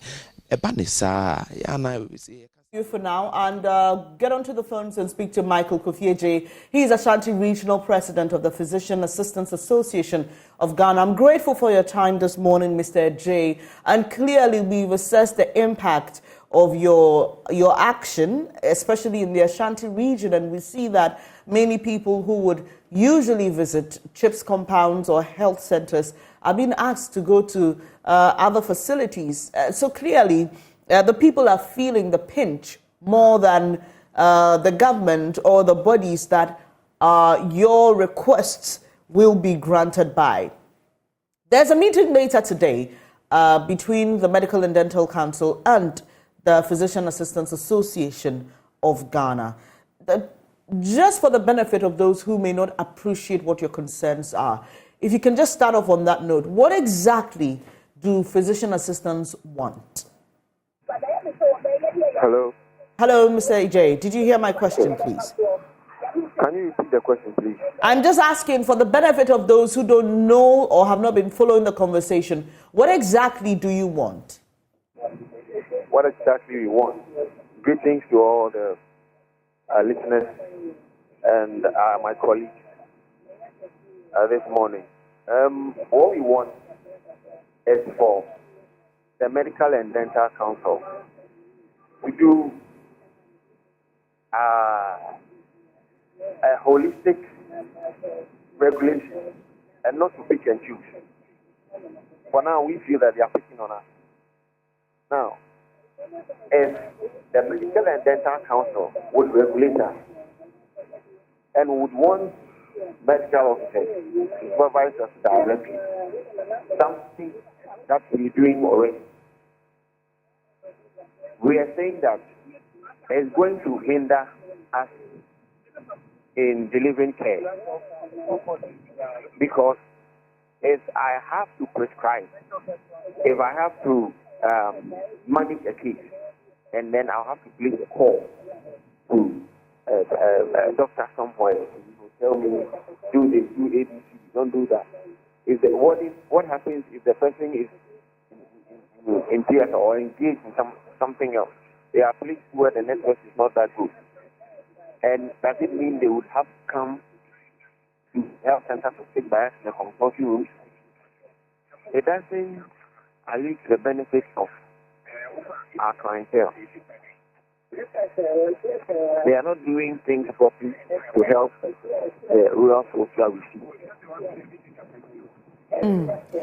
So, I mean, you have embarked on this action. Did you try other means of getting the Medical and Dental Council to listen to your concerns and demands? I'm asking this because I just spoke to the Secretary of the National Labour Commission, and he was talking about how strikes have become the norm when they're actually supposed to be the last resort. What are the processes you went through with the Medical and Dental Council before making a decision to embark on the strike? The Medical and Dental Council on different occasions, we've been in talks with them. When you say you've been in talks with them, how have these talks been done? Is it through formal correspondence, or you sat in meetings?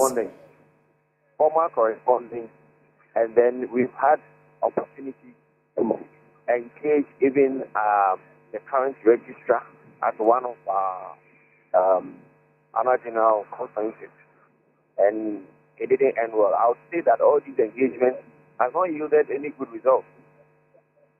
They do what they want to do because they feel that the physician assistant is being given too much to do. So we have to be extreme. Quote unquote, our way. Right. So there's the other thing, and I'd like you to address this for me. You say that you want to be independent. What does that really mean? Is it that you want an association for yourselves, or you want to be treated like doctors, or you want to be given the power where there is no doctor available to make decisions that a medical doctor will make? What exactly do you mean when you say you want to be independent? We are not doctors. We are not doctors. We are not medical officers. We are physician assistants, and we are very happy to be physician assistants. Sorry, Mr. J, I'm struggling to hear you. If you can. Yes, that's because I'm in a moving vehicle. Okay, sorry about that. But if you could just try a bit for me. I'm saying that we are physician assistants, and we are happy to be physician assistants.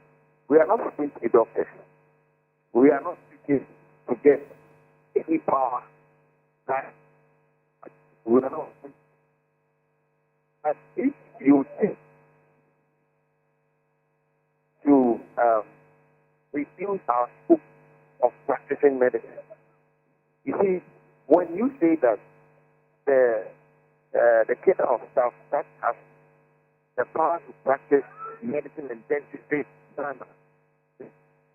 sorry, Mr. J, I'm really struggling to hear you. I hope we can reconnect, because I'm really interested in that aspect of the conversation. What exactly you mean when you say you want to be independent? But the lines aren't helping me today. We would hopefully try to reach him. Michael Kofi J is Ashanti Regional President of the Physician Assistants Association of Ghana. And this morning, we just wanted to understand basically what their concerns are and why they have gone on strike. And it's not only in the Ashanti region, this is nationwide, but we just chose the Ashanti region as a focus point to study what the impact of this decision by the physician assistants is. And clearly, as you can see or you have heard, the hospitals are empty. The nurses cannot work without these physician assistants, especially in rural communities where the physician assistants head the health centers or the CHIPS compound.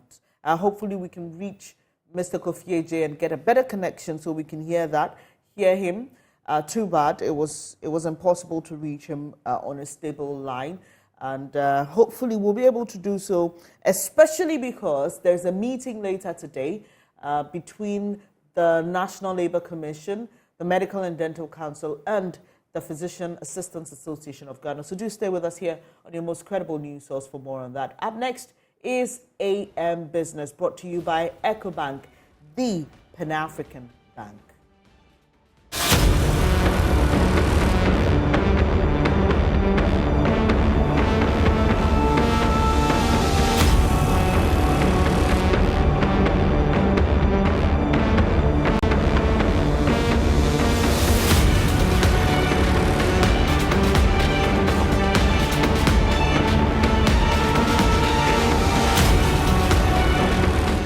Starting your production, don't get any loan from anywhere, and so even getting money to start. And these days, because of the nature of our farming, we don't want to do like the traditional way. We also want to take it like in a modern form. And so with these pineapples, these days we plant it on this plastic mulch. Okay. And even the cost of plastic mulch, because of this current economy, has risen up to some point that we can't even afford. Oh. I think it was around 1,200 just past November, December. As I'm talking to you now, 2,400. We are buying it. And if you want to cultivate and you want to start on a new land, that you need to clear land, you have to afford excavators or even payloaders. And the charge that they are charging now is very costly. Now, I understand you do pineapple, you do watermelon and other things. And I know watermelon to be one particular fruit that, should I even use the word life or phrase lifespan, that has a very short lifespan. Yeah. How do you want, first and foremost, how do you convey your produce from here to the roadside? Depending on the customer who will come. Sometimes, and also depending on the load that the customer wants. And so, you sometimes get a boya or case. But our route from the farm to the roadside is very bad. And sometimes the cars will come, they will just get stuck because at the moment, or at the time that you will be harvesting watermelon, it will be in the rainy season. And so the nature of the land doesn't contain, doesn't soak a lot of water. So these cars sometimes get stuck, and the remaining fruit, as in the farm, will be there because the road is blocked until the car which is blocked is taken away. And so sometimes that is also a challenge to us. So since it will be there, do you get some of your fruit being rotten or something? Yeah. How often do you experience that? Aside you, let's say there are there instances where you have it here, your buyers are there waiting for you, and you come back and everything's gone? Though sometimes the cars will get stuck, or even if a car doesn't get stuck, because of the nature of the farming, we do it randomly. And so I will be harvesting here, a friend of mine will be harvesting there. And one big challenge is, as at the time I will be ready, like to convey the load from here to the roadside, I won't get any car. And so my customer will be waiting, but he or she is not getting the load. Sometimes he has to leave me because he's also dealing with time. Yeah, that's also a challenge. So in other instances, how do you preserve some of these? Are there other alternatives for you? We don't have any alternatives. I quite remember just last month, we have some agric officers from UCC. They came to propose a new, I think it was agro code. This was the project name. They said agro code.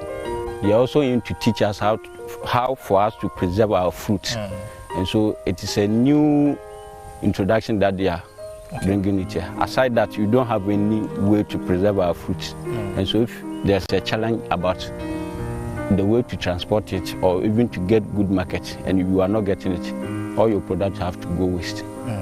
But is it helpful with respect to the UCC agric officers who came around helping you guys with a new alternative? It's just a new alternative, and we are not yet in. Oh, okay. And so they are just trying to interview us to see if we are interested and also the way forward. So more or less piloting stage. Yeah. Oh, okay. But let me now look at the relationship between yourself and your buyers. What is the relationship like, especially where we have economic challenges, where things are really hiking every now and then? What is the relationship like? Okay, for me, I've taken one person as an agent. Okay. And so I don't deal directly with my customers. I deal directly with the agent. And so the agent deal with the customers. And so I would say I don't have big challenge concerning my money issue because I only deal with the agent. And she's also good to me. And so sometimes she will have challenges with the customers because for me, I don't know them, so I won't go there or attack them for my money. I only know my agent.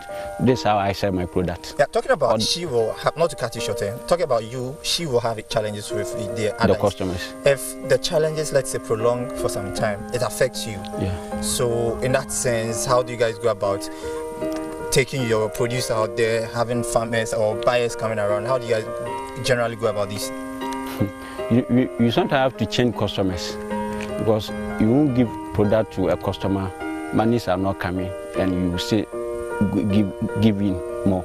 No, you have to deal with that customer. And it's also a challenge because as at the time maybe customers' issue will be rising. That means the market is boom. There's a lot. And so even the customer who's like playing with your money issues, meaning at the time there are a lot of products around. And so he or she can get some away. And so that would be another challenge because he or she frees. There's a lot. And so we have to deal with customers. We know if our products are boom, they will always be there. So that's during the bumper harvest. Yeah. Now finally, what do you think should be the best way for we as a country, I mean for the agriculture stakeholders, for the agriculture officers and all that in the country to do to preserve some of these our produce basically during bumper harvest? Because we always see this every now and then. So you being a farmer and I've done this for years, what do you think should be some of the best things to be done to have our produce being preserved? Our only solution is even with fruits, I think pineapple, orange, watermelon, there should be factories, either private or government, so that our fruit will be turned into either fruit juice. And I think when such incentive or factories are around, farmers will not suffer or will not produce and our product will go waste. I don't think it will happen. And so there should be factories so that our products will be turned into either finished or second product for us. And that would be helpful.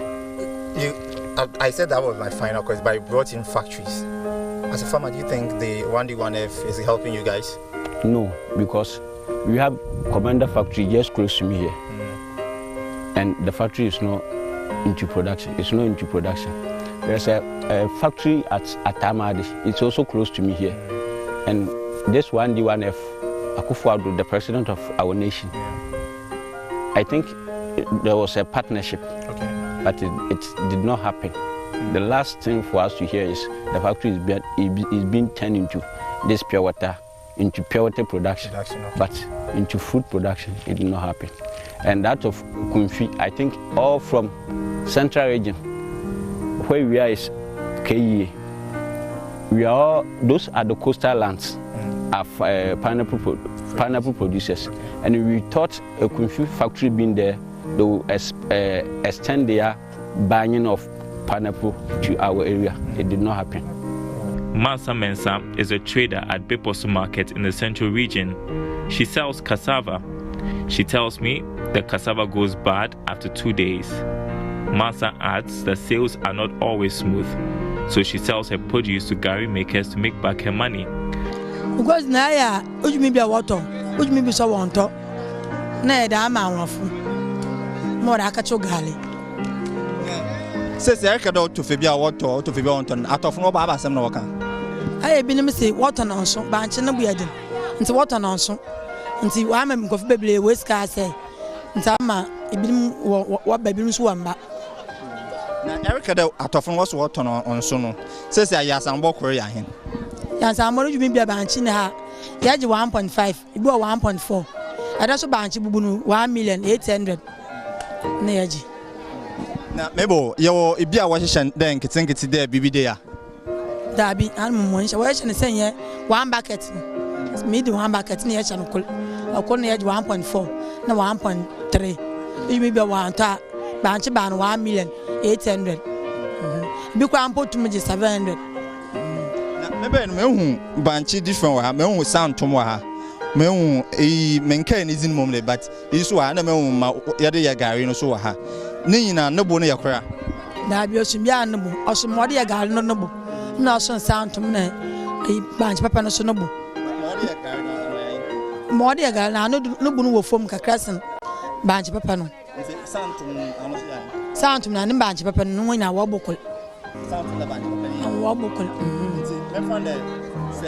Wo ye one top and no the done Kukunta. Kukuntin, what on road the man now, one young man, son of the monk. That on a road the man. No one so one about 10 hours walk with Kanyam Wadi, no one to call. Nay, yet on the money at the moment. Coquentin and Rabanim, you each and 150, no 200.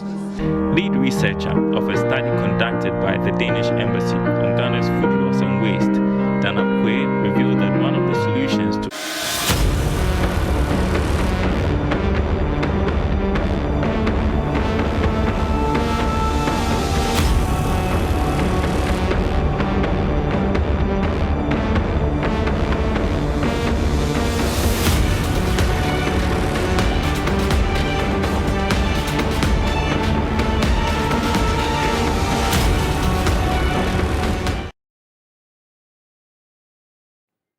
Welcome back on the AM show. If you see what's in the background, they are placards bearing the signages, "Down with France and its allies, down with imperialism." And those were some of the placards hoisted on the back of that military endeavor, that putsch in Niger. Just some 2.5 or 3 weeks into what had been the month of July, we heard of this unfortunate incident where President Mohamed Bazoum was taken hostage. The military came out to say that it had staged a coup on the back of the deteriorating security situation as well as bad governance. On the back of that, they made mention of the fact that 1, borders were closed immediately, 2, that there was a nationwide curfew, and 3, all institutions of the republic had been suspended. ECOWAS reacted, declaring the area a no-fly zone, also threatening military action against Niger. This is the latest cookie that has crumbled in the sub-region on the back of happenings in Burkina Faso, Mali, Guinea, and the attempted coup d'etat in Guinea-Bissau.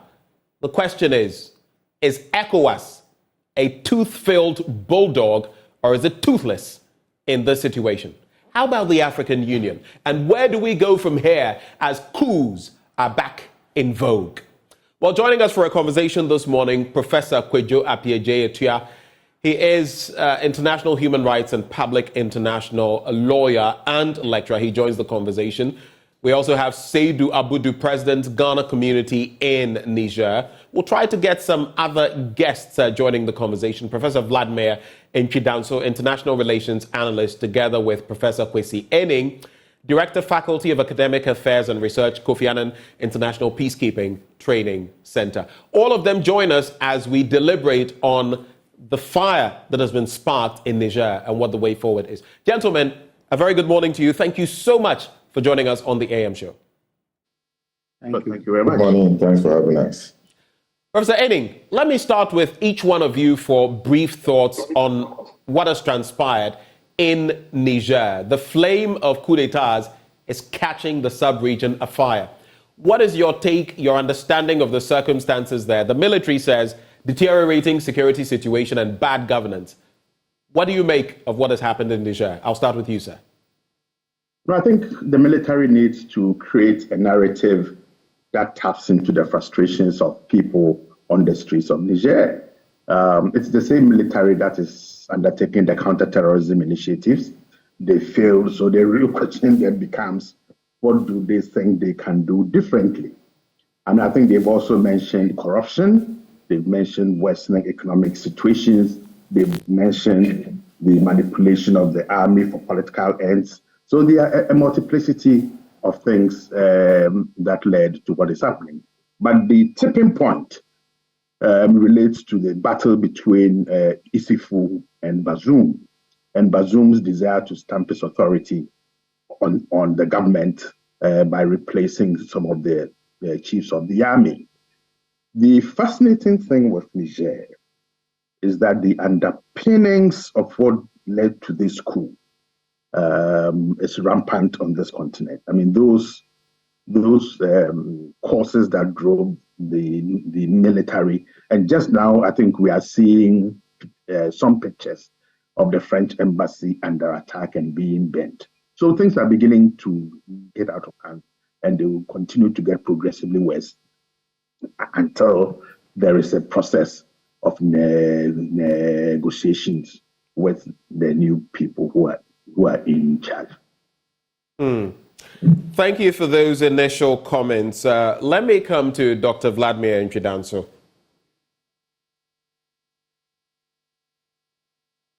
Okay, Professor Appiagyei, your take on these developments. What did you make of it, and how worrying is it for you that the sub-region is falling? It's like a domino effect, one after another over the last 2.5 years. We've seen this trend.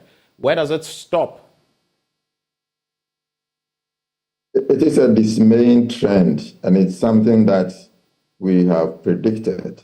And so while it is not a surprise, it is also very worrying, because when you sound the alarm bell, you expect that the political leadership, the security apparatus will respond and ask questions about the forms of governance that the continent, or if you like, the sub-region is in, and then to respond to some of the concerns or the underlying factors which are causing this political instability and resulting in coup d'etat and so on. But so far, you don't see any reaction, any positive, constructive reaction to the problems we have been mentioning.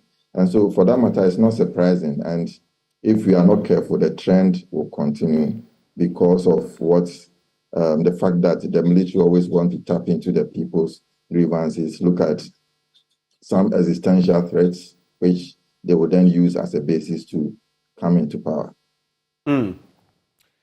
We do have Professor Vladimir Nchidanso also joining the conversation on phone. Prof, a very good morning to you.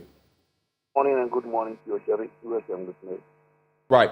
What do you make of the happenings, recent happenings, worrying as they are, in Niger, and some of the reasons that are cited, which seems to be trickling across the sub-region? Corruption, poor governance, not dealing with the right security situations. That was the rhetoric in Mali as well. What do you make of the situation in Niger? Well, it's a wake-up call for all of us. I mean, I wasn't surprised. You remember a month back when the Malian situation happened, we had a conversation and I predicted that Niger was going to follow. And I think I'm a prophet in that sense. I'm not very surprised at all.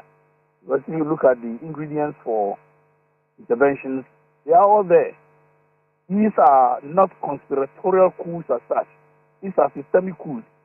When the hierarchy of the military gets up to ensure that the sanctity of the governance system, the sanctity of the state is put right.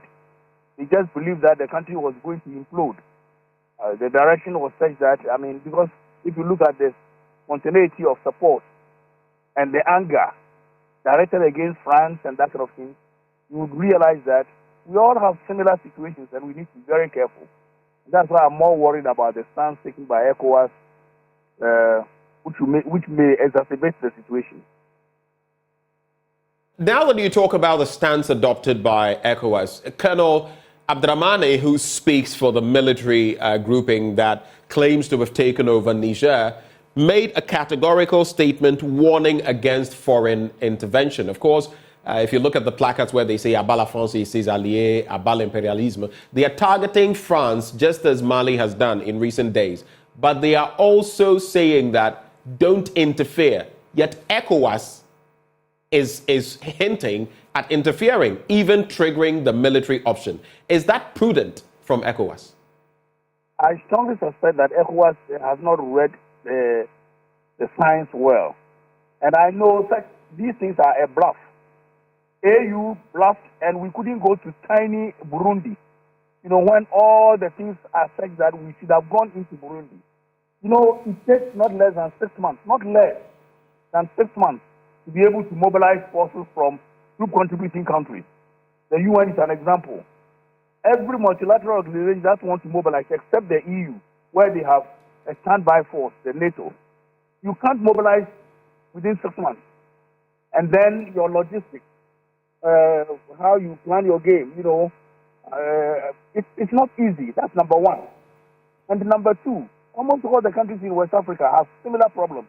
Problems of insecurity, problems of economic hardships and whatnot. And if you contribute the troops, it doesn't mean somebody is going to fund the intervention. each country will have to fund their own contingent there. So I doubt if we are going to do it. And if you bluff and you don't do it, the junta would have a more brave position, like Mali did. They ECOWAS bluff. They said, come in if you want. And we couldn't go. So I don't think that is the way. It has happened already. And the post-ante reaction would have been a diplomatic way of trying to get the president released and a way of trying to have a timetable for bringing things down. But once we threaten, and look at Mali and Burkina Faso, they have indicated that an attack on Niger is an attack on them. And they'll be prepared to fight on the. So it's like we are putting the whole of West Africa into turmoil. And I don't think that is the way to go. I know that today, the chief of defense staff of all the countries will be meeting in Abuja. I don't know whether they are going to plan their campaign, what do you call it, or whatever it is. But I believe that they know better. They know better than the politicians. That, and I believe the outcome of the meeting will be that, hey, look, let's find a different diplomatic way of solving the problem. Right. Thank you for those initial comments. You just saw some others hoisting the placard, "Nous ne voulons plus de coup d'etat." We don't want any more coup d'etats. And that is an interesting bit. But let me come to you, Seydou Abudu. And later, gentlemen, I want us also to reflect on, in case I forget, please bring it up. Professor Vladimir Nchidanso was just making mention of Mali also saying that, look, we affiliate with Niger in this way. And Mali has gone the way of the Russians, the Wagner group. We'll be talking about the Russian influence, even as Progezhny, I sometimes forget his name, one of the leading members of Wagner made mention of the fact that basically offered their services to Niger. But coming to you, Seydou Abudu, president of the Ghanaian community in Niger, what is the state of affairs in Niger now? Where do you find yourself? Is it Niamey?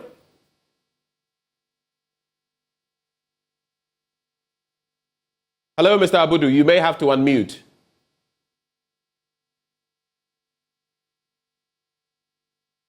Do we have Seydou Abudu with us? Can you hear me now? I can hear you now. I was asking, what is the state of affairs in Niger now? Where do you find yourself? Are you in Niamey, and how safe are you? Okay, thank you very much. I'm in Niamey right now. Everything is in control right now. And as a Ghana community president, our concern is to how to protect the Ghanaians in this country. And we are cooperating. We are having some meeting with the Ghana embassy right now. Tomorrow, latest tomorrow, we are going to meet the Ghana embassy to know how to protect Ghanaians in this country. Right now, since Sunday, the demonstration, everything is calm, and we are at work right now. That I'm speaking right now, yeah. Now, in terms of safety, the Ghanaian community, how many people are we looking at? We know there tend to be a number of Ghanaians in Niger. What are you doing? How many people are involved, and how safe is the Ghanaian contingent there? Right now, we are talking about 500 to 600 Ghanaians who are living in Niger. But right now, as I'm speaking right now, we are trying all our best to put things down so that in case of anything, we were able to protect the Ghanaians. As I'm saying right now, we have communicated with the Ghana embassy, and tomorrow, as I told you, we are going to meet and discuss way forward how to protect the Ghanaians way forward. So for the Ghanaians there, I know some of them may have businesses and all of that. With the curfew and everything that is happening, it means everything has come to a grinding halt, right? Yeah, right now everything has come to, and we cannot move because all the borders has been closed. All those who are selling the onions and those who are making the cow leg business, all of them are still. Everything cannot move right now. Yeah. Hold for me. I'll come back to you. But as far as safety is concerned, you are all safe. That you can say. We are all safe. We are all safe. That one, there's no any problem here right now. Are there any plans for evacuation? Right now, not yet. But tomorrow, if you go to the meeting, I think we will discuss about that one. So I will let you know tomorrow. All right, Mr. Abudu, just hold for me. Let me bring back Professor Kwesi Enning. So listening to everything that we've spoken of so far, and Colonel Abdurrahman, who speaks for the military junta, if we can call them that, he has said, don't interfere, mind your own business. To wit, Diufiasem. But ECOWAS and other countries are contemplating the military option. What do you make of that? Yeah. Well, let me start by saying this. When you are a member of a multilateral group and you sign on to the normative frameworks, there's an almost near automaticity in terms of how that organization responds and reacts when the rules to which all member states have voluntarily signed on to are flouted. So there are two sort of parallel processes now. The heads of states have triggered, an emergency meeting. They've made some decisions.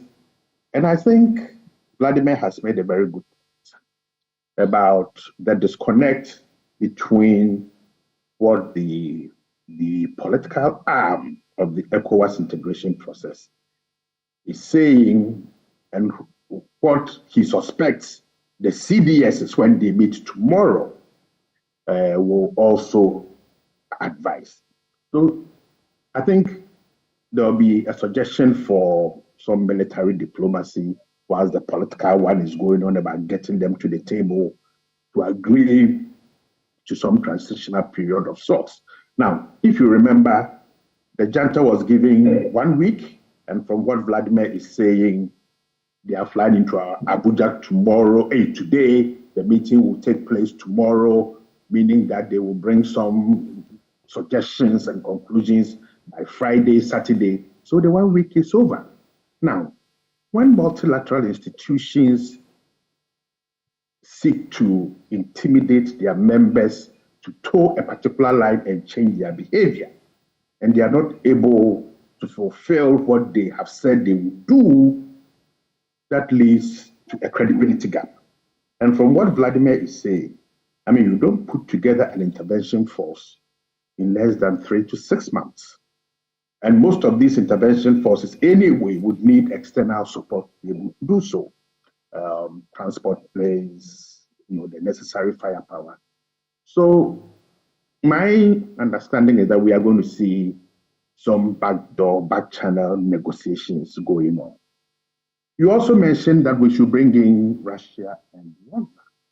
Wagner has, and here I think I will defer to Vladimir, something has dramatically shifted with the Wagner group.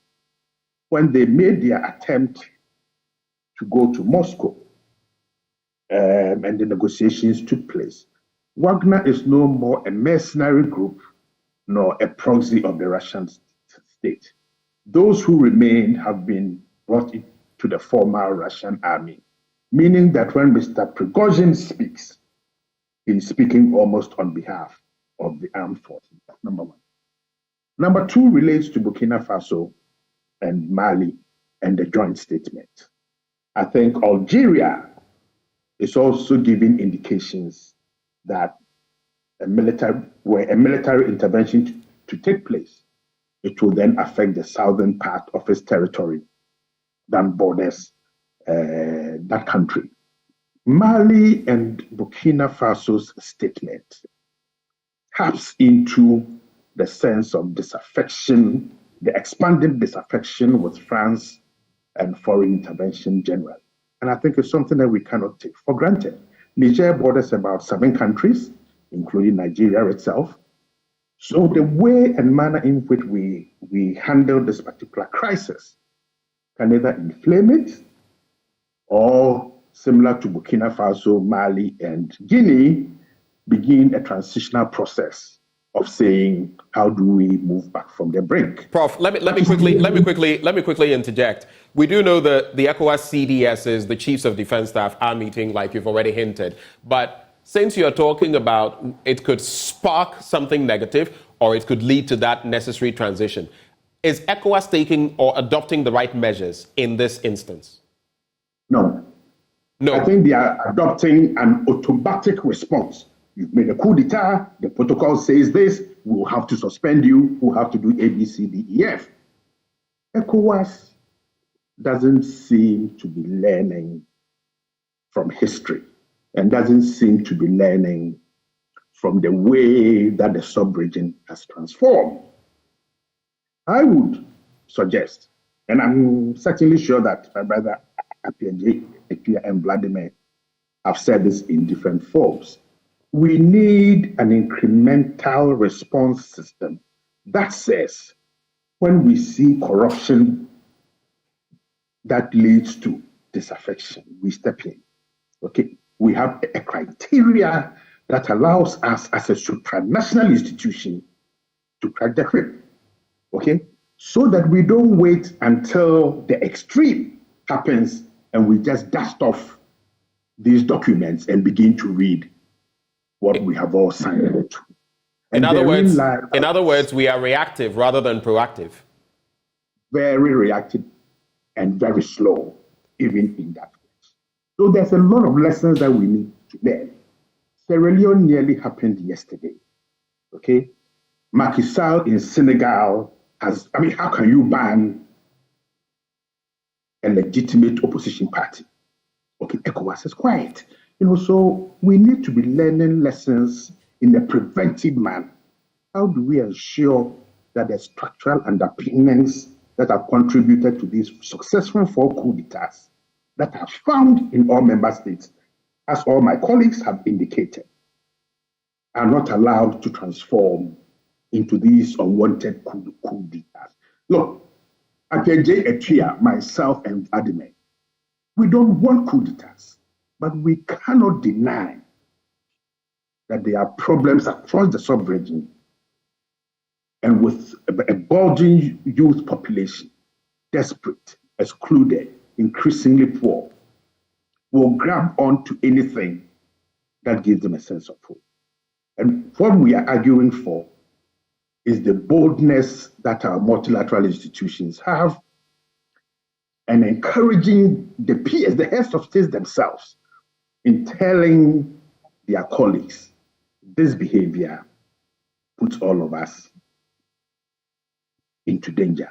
The nature of the interrelationships, and here Vladimir can speak more, and Appiaje. The problems that these countries are facing are so interlinked that we cannot almost, separate them from each other. Okay, so one country's problem or problems becomes the concern of all the others. And therein lies my argument and my plea that our leaders themselves must crack their whip when their peers seem to be going the wrong way. Hold for me, Prof. Let me bring in Professor Appiaje to you. Do you concur, do you agree with Professor Inning that we see the signs, the writing on the wall, yet we keep mute, like we're seeing in Senegal, which just a short while ago was being celebrated as a beacon of democracy, in Sierra Leone? And then when the fire, sets, then we come and try to extinguish it when we could have prevented the fire in the first place. Do you agree with him?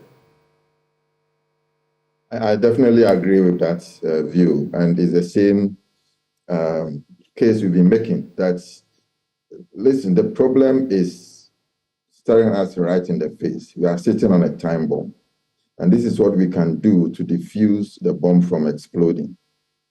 But African leadership have always focused on trying to deal with regime security. It is just about themselves.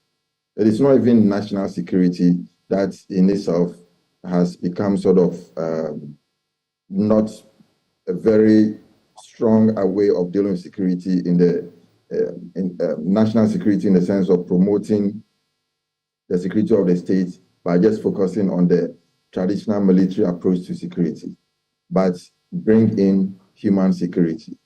But even with national security, the national security approach, it has been watered down to regime security. So long as the government in power feels safe, they go for it. And that is what Wagner is providing. Wagner is not there to promote the security of the states. Wagner is there to promote its own national interests, as well as to ensure that they even engage in trade relations and do the very thing that they exploit the resources and take them away, the very thing that colonialism came to do and what the Western states are doing. Wagner is also trying to do the same thing. If you go to Central Africa, they are there. If you go to Mozambique, they are there. If you go to Sudan, and now you see their presence in West Africa. And the fact that they are supporting this coup d'etat is clearly an indication of the way things are going, that the national security approach, the regime security approach is not working. And the problem exists because we have neglected the concerns of the majority of the youth.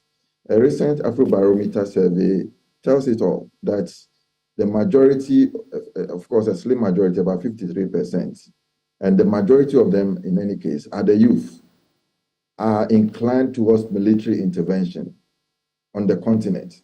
And that is a very worrying trend. That shows that people are dissatisfied with the kind of governance system we are practicing. And let us note that there's a strong relationship between democracy, respect for the rule of law, respect for human rights, and security or insecurity in a particular country. And so with human security, you are saying that we can protect the security of the state where rights are respected, where rule of law is respected, where democracy is respected. We cannot say we are not saying we should have a perfect democracy, but some form of constitutionalism is there, some form of tolerance is there, some form of ability to challenge governmental excesses, to challenge corruption, and whittle down on nepotism and neo-patrimonialism and so on. That will give space for the people to vent their frustrations and anger in a way that will lead to change within the system. But where those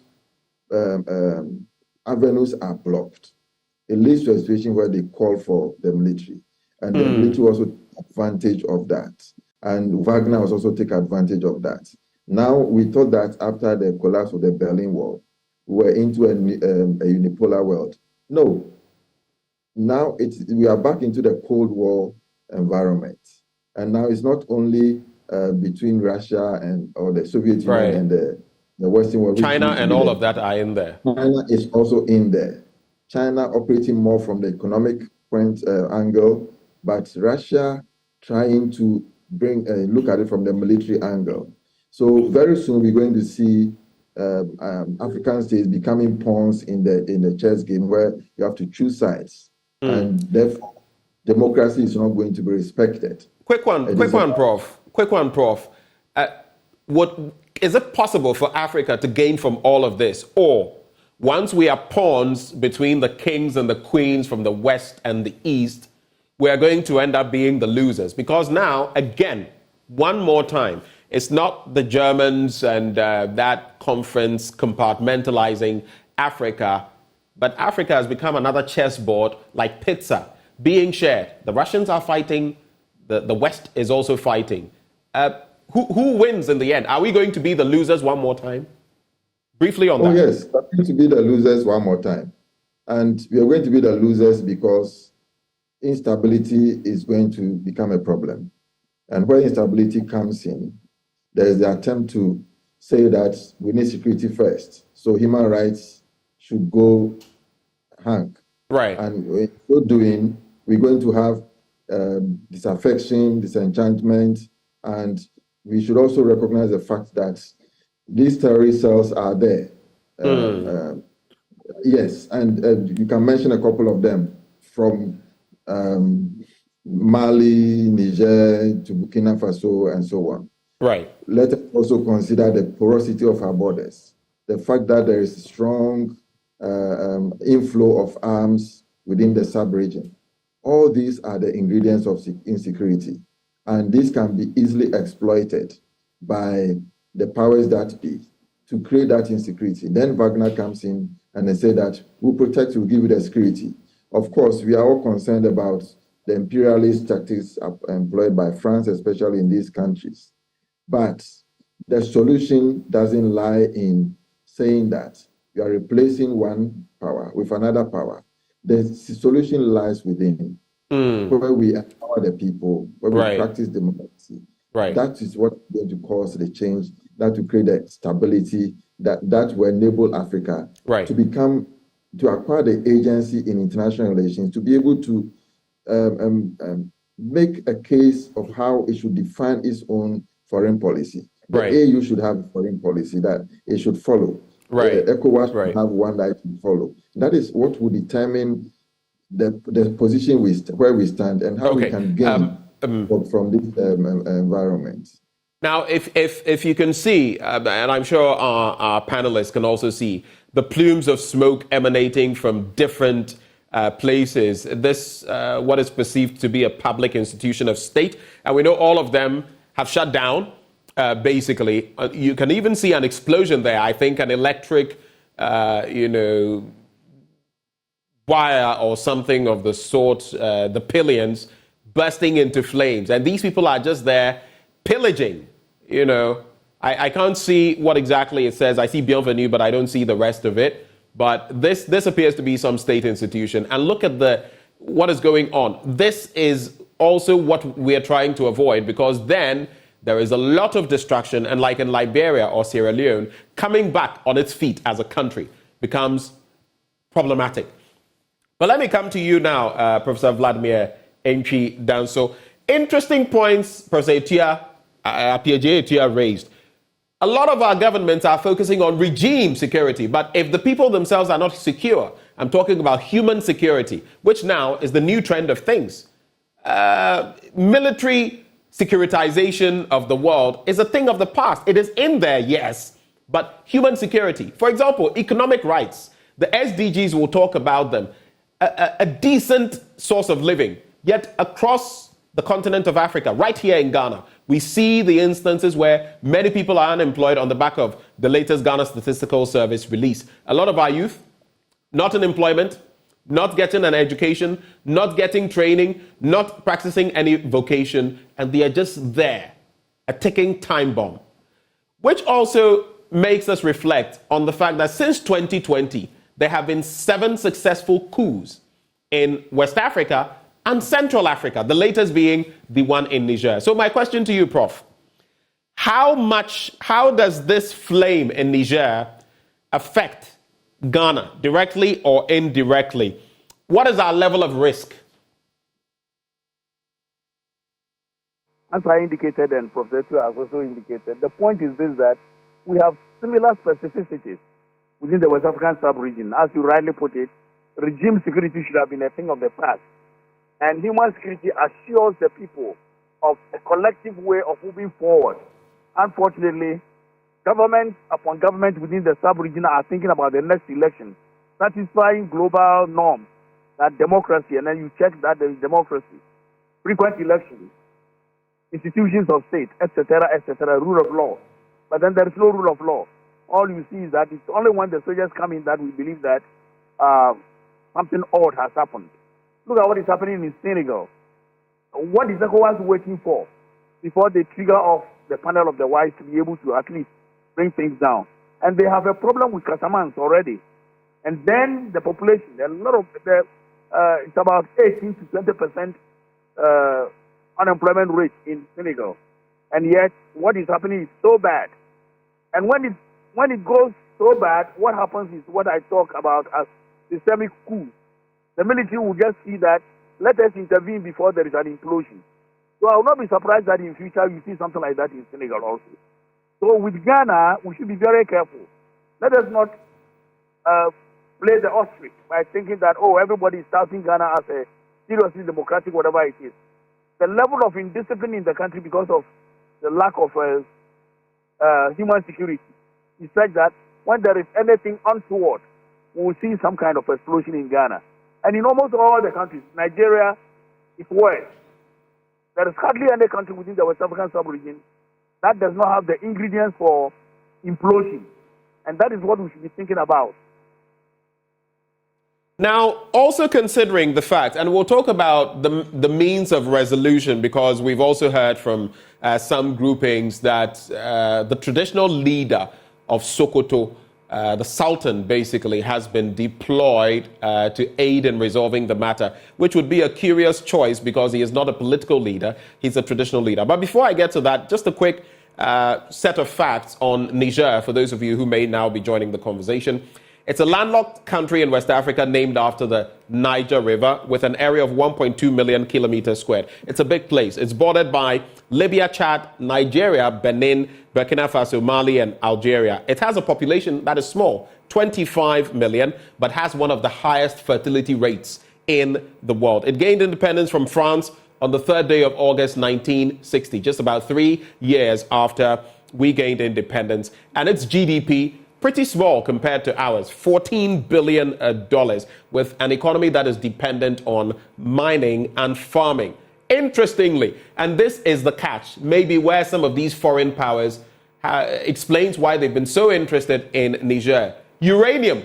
And mind you, when you think uranium, you're thinking of intercontinental ballistic missiles, some of the greatest missiles you can think of. You can look at it, uranium enrichment and electricity production and all of that, but that also comes into play. It's the country's biggest export. Other resources include coal and gold. Back to you, Professor Vladimir Nchidanso. Now, if you look at this rhetoric that while ECOWAS is planning this, there is some sort of mission also to get the Sultan of Sokoto, and they have quite a relationship, to also intervene. Do we need traditional authority getting into this? Well, all tools in the toolbox are very important for doubting fires where conflict is concerned. This kind of diplomacy, which we normally call class 2 diplomacy, using prominent, eminent persons who have what it takes to doubt fires, is also important in diplomacy. So if he offers, and the area is such that there is so much reverence for such emirs and sultans and whatnot, it might be possible that his domain maybe stretches to some areas in Mali, Niger. It's like Santini trying to dodge the fire in Dagbon, because in the past, Dagbon served as part of the peripheries of the Ashanti Kingdom. And therefore, it was easier for Santini to halt what was going on over the non-government. So I believe that if there is the possibility to use him, and ECOWAS could have used such persons also for such things to happen. So I believe that if he is into it, then it's a good thing. After all, it's one of the variables, one of the tools that we can use. Why not use it? Let me come back to you, Seydou Abudu. So listening to the conversation, okay, we do not have Seydou with us. Let me come back to you, Professor Vladimir Nchidanso. So the United, Professor Enning, I beg your pardon, Professor Enning, I'm coming back to you. The United States says it has spent around $500 million since 2012 to help Niger boost its security. Germany announced in April that it would take part in a 3-year European military mission aimed at improving the country's military. And now this happens. The Russians are also in the tango, like we've mentioned. But what does this mean geopolitically for France, La République de France? Because now the people, or at least some of the placards we've seen, some of the interviews that have been granted, some of the people that have been interacted with on the streets of Niamey say, down with France and its allies, down with the imperialists. What does this mean for France on the back of what has happened in Mali? No, I think before I come to what it means for France, we need to ask ourselves a fundamental question. If the Americans have invested $500 million and whichever other country has invested, what is the quality and the nature of that investment in the military? Okay, what is the quality of that security force assistance?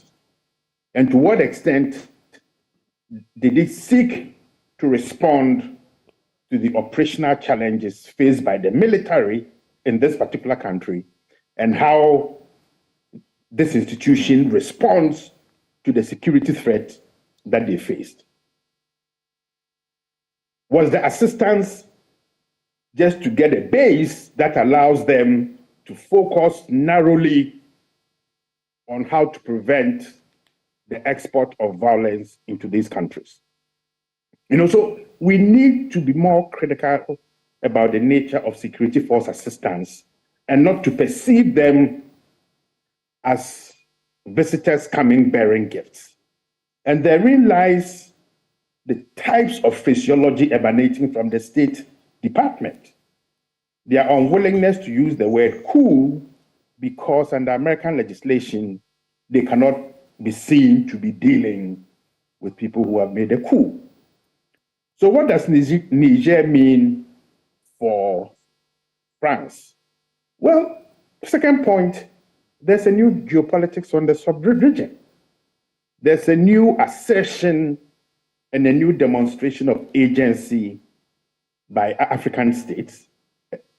And also that people are now beginning to ask themselves, what is the nature of this old relationship between Niger, Burkina Faso, Guinea, and their former metropole?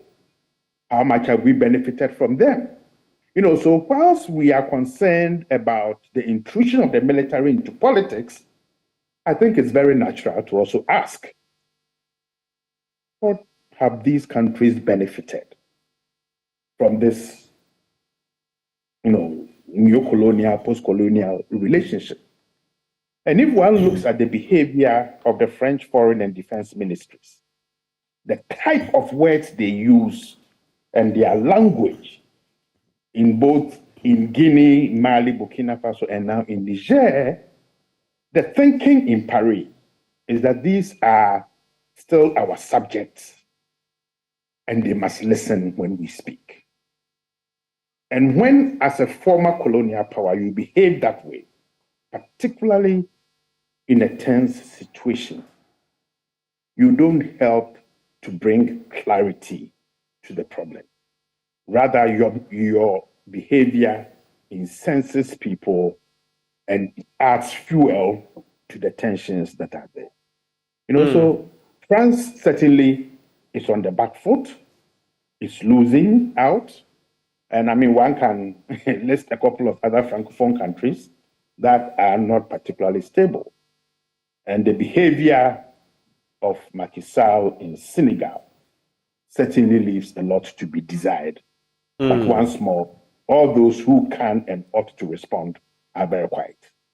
Let me bring in Professor Vladimir Nchidanso, and then I'll come to the two of you for your final comments, and then we shall end. So, Professor Inning, please stay with me. There's a final bit I want you to look at before we end. Professor Vladimir Nchidanso, so on that same trajectory of $500 million since 2012, militarily speaking, we heard from Ulf Leising, who is head of the Sahel program for Germany's Konrad Adenauer Stiftung think tank. And he says, quote, Bazoum has been the West's only hope in the Sahel region, the West's only hope. France, the US, and the EU have spent much of their resources in the region to bolster Niger and its security forces. Now, the security forces have turned against the ruling administration. Democratically elected, yes, but to all intents and purposes, failing on the level of security and governance.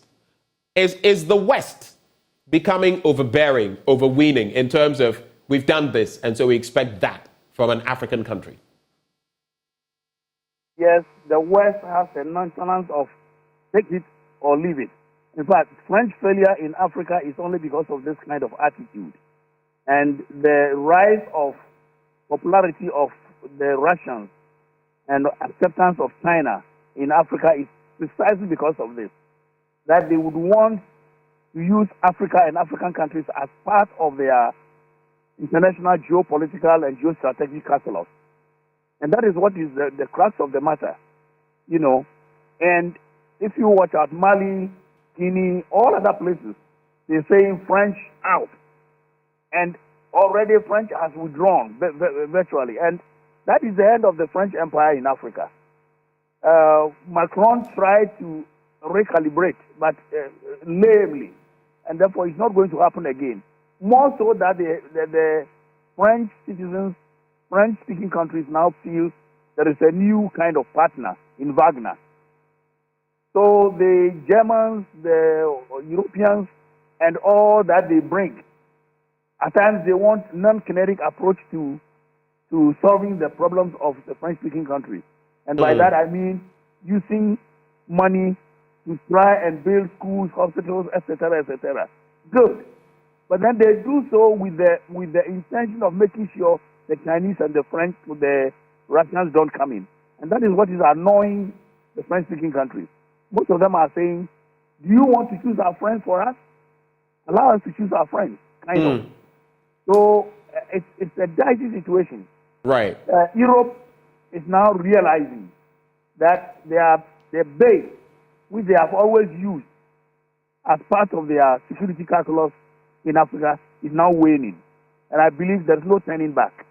To wrap the conversation, gentlemen, we have just about 2.5 minutes left. So you have said, Professor Vladimir Nchidanso, I'm coming to Professor Enning, but Professor Vladimir Nchidanso said currently almost all African countries have the ingredients for an implosion.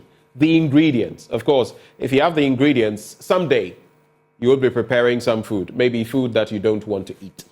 But to cap off the conversation, what signal does what has happened in Niger, the 7th coup d'etat, the 7th putsch since 2020, what does it, that is in West and Central Africa, what signal does it send to African leaders, especially in that sub-region? How do we deal with Ghanaians currently still in Niger, and what is next for Niger? How do you see it? Professor Enning, same question to you, Professor Vladimir Nchidanso, same question, and then we cap off the conversation. Professor Enning. Well, very briefly, I think we are going to get a couple more of these upheavals. I mean, there's no doubt at all in my mind. We're going to have more of these upheavals. Is that what you're saying? Yes. I mean, my forecasting over the past 3 years have been spot on. And I have no doubt at all, looking at the variables and the vulnerabilities in several countries, that we are going to get some more. In terms of the Ghanaians in Niger, yes, keep a low profile. Don't inflame passions by getting into arguments. And I know that our research department that has a lot of experience in working behind, in inverted commas, enemy lines and extracting our people will get them out very safely. Thank you. Professor Enning, you're always a wonderful resource. Thank you so much, sir, for joining the conversation. Thank you. Professor Vladimir Nchidanso, you have the final bite, sir. I cannot but agree with my brother, that there is the possibility of a domino effect in the whole of the West African region, because the specificities are almost the same. The ingredients are there, and we need to be very careful. The aridity, bad governance on government spaces, etc., etc. Most of our governance systems want to please the West, and that's bad. Now, specific to Ghanaians in Niger, as Kwesi has said, why do you stoke the fire over there? You are just a foreigner. If you keep to themselves, you have direct touch with the embassy, and I think when things are going too bad, we'll have a way of trying to get them across. Prof, you're also a wonderful resource. Thank you for gracing the occasion this morning. Thank you, sir. And so those we've had joining the conversation this morning as we've delved into the situation in Niger, they have the ingredients. Many other African countries, including Ghana, have the ingredients. Our panel members have said no one wants a coup d'etat. But how do African leaders remedy the situation? When they look at governance, when they look at corruption, when they look at security, and we're not just talking about regime security, we're talking human security, economic rights of people. If you push people to the wall, you see some of the things that we're finding in Niger. What next for Niger? Only time will tell. Those who joined us for the conversation, Professor Kwesi Enning, Director, Faculty of Academic Affairs and Research, Kofi Annan International Peacekeeping Training Center. We also had Professor Vladimir Nchidanso, International Relations Analyst. And then Professor Kwejo Epieje-Etua, International Human Rights and Public International Lawyer, together with Seydou Abudu, who is president of the Ghana community in Niger. Now, before we move on to have our next conversation as far as the EcoBank Joy News Habitat Fair is concerned, today we're going to be engaging Syntex tanks as well as cities and habitats. Before we get there, when we take a break, I'm going to be sipping on some water. My throat is a bit parched. And what water am I going to be sipping on? Awake, purified drinking water. It is water premium water treated through a strict purification process to ensure that every bottle on the market refreshes you better. And they have the perfect sizes for everybody. You're thinking of the little ones going to school. 330 or 500 ml, they're good to go. You as an adult, 750 milliliters, 1.5 liters, and you're good for the day. You need about 2 liters per day, by the way.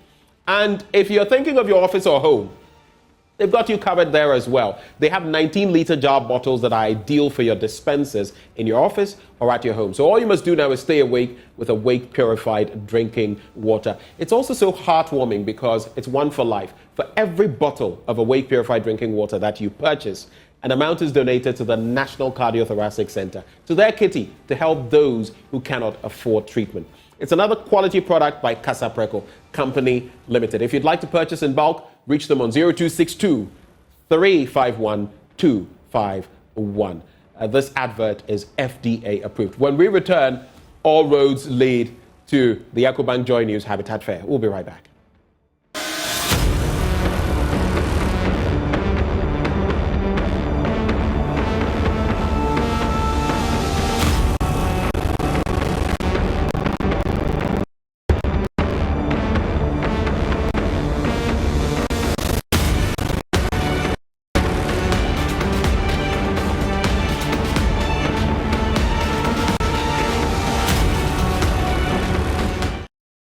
This is still the AM show. Thank you so much for staying with us.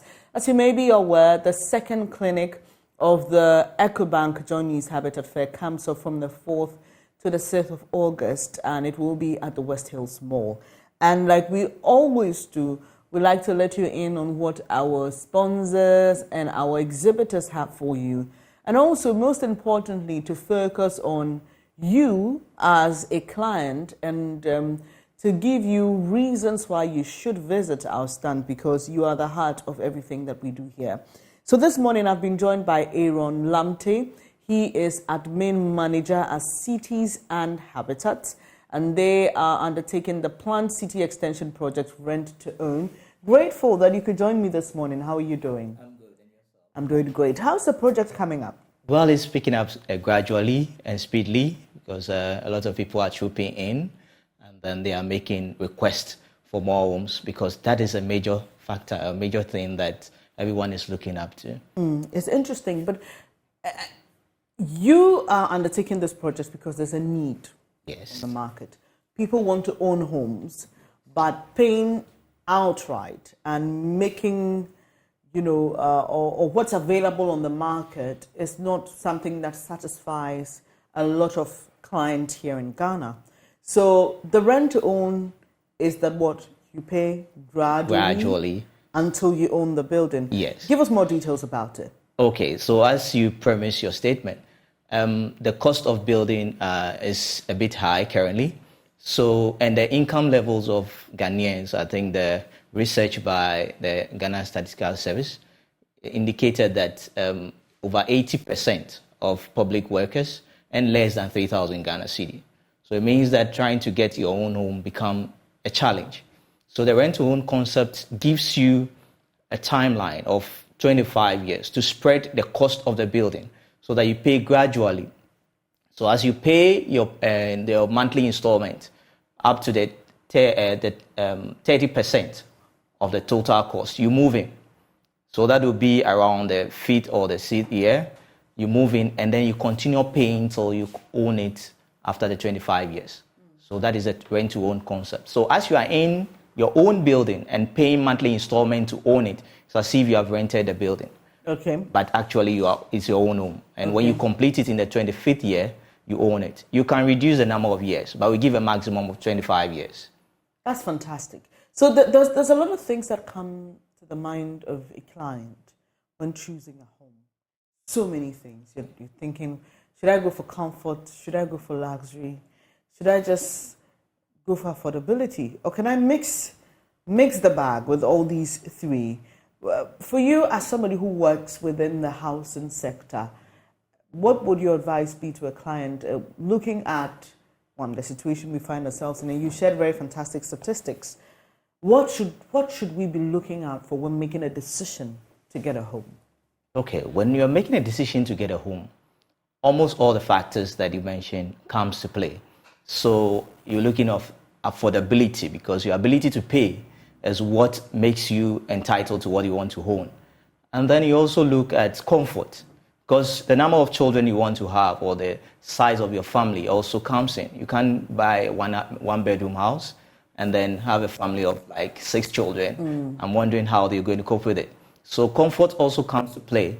Then after this 2 mix, then you look at luxury, because as you climb the ladder of life, it comes to a position where you will need space to entertain or space to accommodate guests and all that, and all those things come to play. So all these 3 mix cannot be overlooked. You need to put them in your plans in acquiring your home. So if I get you, because you brought in the issue of the ladder of life, so that's to suggest that some people may have to opt for comfort and affordability now, and then look at luxury much later in life. Is that what you're suggesting? Exactly. Okay. All right. Now let's talk about the role of a client or a prospective homeowner. There's so many people who come to play. So you've just spoken about your own company that has this fantastic offer of rent to own. In other places, you have banks that offer mortgages and so much more. But what power does the client have? What is the role of the client in this entire mix? Okay, the role of the client is the important one, because I'm careful with the use of affordability, because most of our homes that were being built are called affordable homes. But you ask yourself, who marks what is affordable? It's a client. So if I can afford, it becomes affordable. So the client is the last or the most important person in the mix of the housing chain, so that what the clients can afford is what you can produce. You can't produce what cannot be purchased. So those are the things that it comes to. So the client plays a major role in the housing sector, because the client has to make a choice of what to buy. The challenges of the housing sector has to do much with putting down the homes, and the client doesn't want it. So if you take a loan and put into it, it will keep on appreciating, and it will increase the cost of living. So when the client determines, I want this, and you are putting it up for the client, it doesn't incur more cost. So the client is a major partner in the housing chain. Right. Now, beyond the rent to own that you're doing, what other products or services that's the company Cities and Habitats have on offer? Okay, the company is actually a city development company. We are developing a city, an entire city, because we want to address the challenges with urbanization, considering traveling long distances to work and then taking your children to school, sometimes the fatigue with that, and then also the controlled space that we find ourselves. Most of our spaces are not controlled. So your next door neighbor decides to change the house to a nightclub or maybe a pub. So you close from work tired, you want to relax and just release some stress, but you come home to these disturbances, and then it makes it difficult to. So this space is a controlled space. So we have residential properties in there. We have residential lands being sold in the space as well. We have commercial lands as well for those who want to do commercial business within the space. So we have spaces for markets and all that. And then topmost is security. Most people are very concerned about their security. So the place is well secured. And then we'll be having the police station within the space, and then fire service station within the space as well. Okay. That's very thoughtful. And so how many homes are in this city that you're talking about, and where is it located? Currently, we have over 4,000. The plan is to have over 4,000 residential properties within the space, and then about 200 commercial properties within that space. And currently, we are located in Pram Pram. Okay. Yes, Pram Pram. Because when you want to develop a city, you need a vast land. And most of the spaces in Accra cannot entertain such a huge project. So we are located at Pram Pram. That is our main focus for now. We have other places that we want to develop, but Pram Pram is the focal point at the moment. And so what is the plan like? Do I come to you? Do you already have the home designed already, or do I come with my own specifications? Just educate us more on what a client has to benefit when they contact you. Okay, so as I indicated earlier, the client is the most important person in the chain. So the client's need is what we are offering. Although we have our plans, designs, everything put in place, the place has been demarcated and everything has been allocated to maybe shopping malls and all that.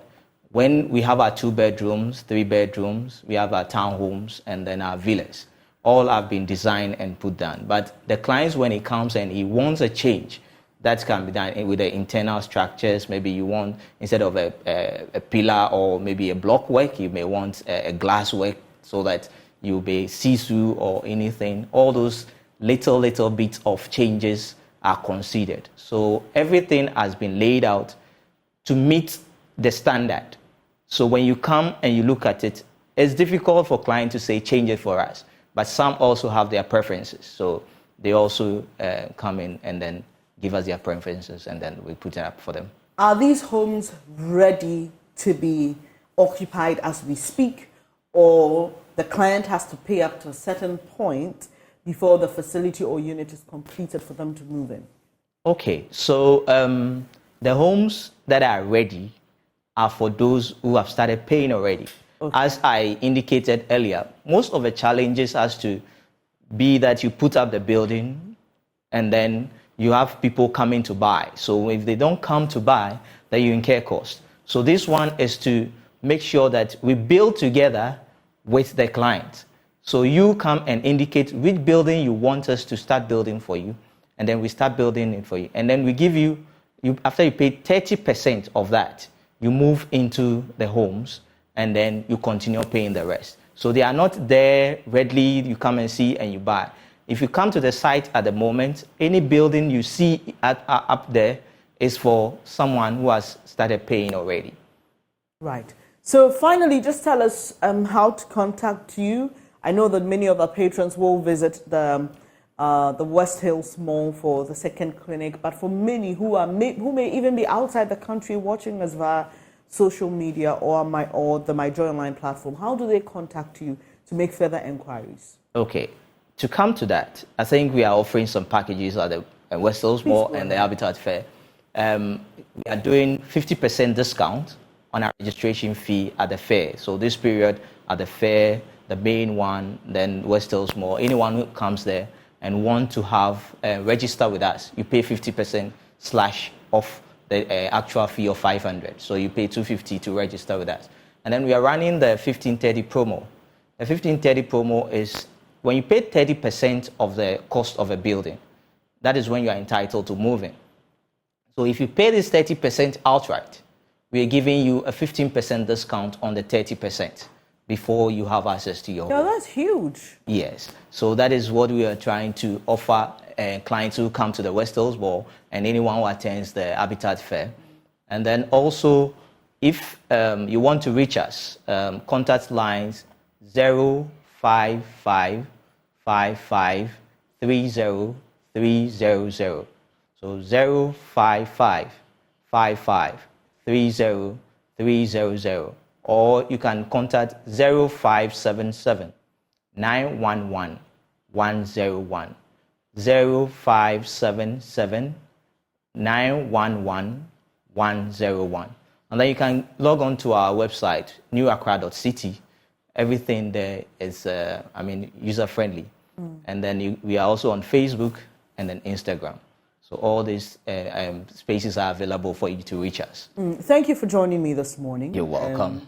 And for you who wants to own a home, Cities and Habitats is the company to contact. And as Aaron Lamte, who is admin manager at the company, has said, they have you in focus with every decision or every plan that they make. They've got a city to develop, and it's a city that has world and global standards at play there. Thank you so much, Aaron Lamte, for joining me. When we come back, I will be hosting a rep from Syntex Tank. They are also exhibitors of our EcoBank Joy News Habitat Fair. Do stay.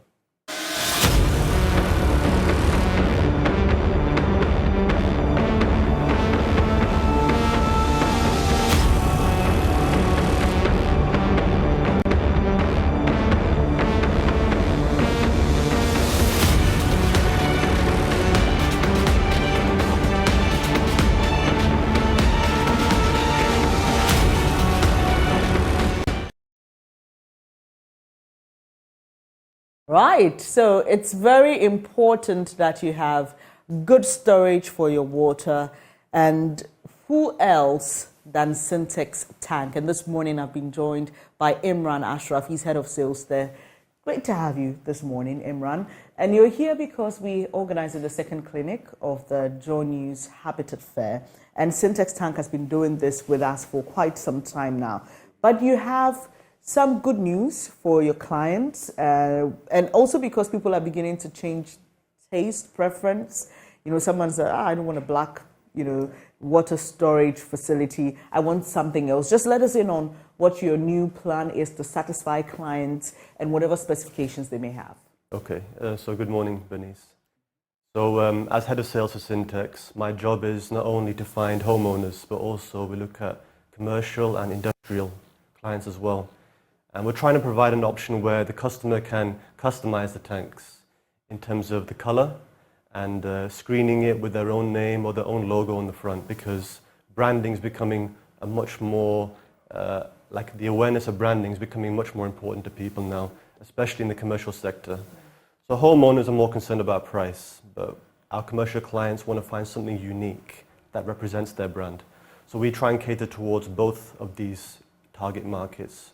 With the homeowners, we focus on more what's called the Syntex gallon tank, which is the same quality, but slightly cheaper price because of the manufacturing process. As for the commercial and the industrial ones, they want very large tanks, they want a unique size, a unique shape, a unique look. And we can provide that at no extra charge. Tell us the other qualities of your tanks, because I see that there's some inner design that's supposed to help make the tank have better quality and also last longer. Just tell us about that. We were the first company to produce what's called the double layer tank, which is white on the inside and then black on the outside. We use a combination of very high grade LLDPE material, which is unrecycled. That's what gives it the strength and durability. And then we add in there UV stabilizing agents, because in Ghana, the sun, the heat, the rain, it's a very troublesome environment for plastic. So we endeavor to make sure that it lasts for decades. We provide a 7-year warranty, but we know it can go beyond that in reality. And then when we have our larger tanks, our clients are concerned about ruptures and breaking because of the pressure. So we also make sure that not only is a tank being given the right thickness, but we guide them on the installation process, how to lay it on a flat surface and make sure that the vibrations won't cause them an issue in the future. And with these small issues, we can provide repair services as well, because not every time you can get it perfect when you come to installing a tank. Yeah. It's interesting. Talk about the UV rays and all that, because that's also an issue of high concern for a lot of people who may be using these tanks for production purposes, for things that we have to consume and all that. So I'm just grateful that you raised that. But when people are making a decision on a home, in relation to what kind of tank they should get from Syntex, what should they know? So location of the house, for example, location of the tank, for example, within the whole architecture. Yeah. What advice and tidbits can you give in that regard? Well, it depends on the way the person is designing their home. For example, some people want to have their tank on the roof, some on the ground floor, some wanted to have some kind of shade so that the tank doesn't get heated and the water remains cool.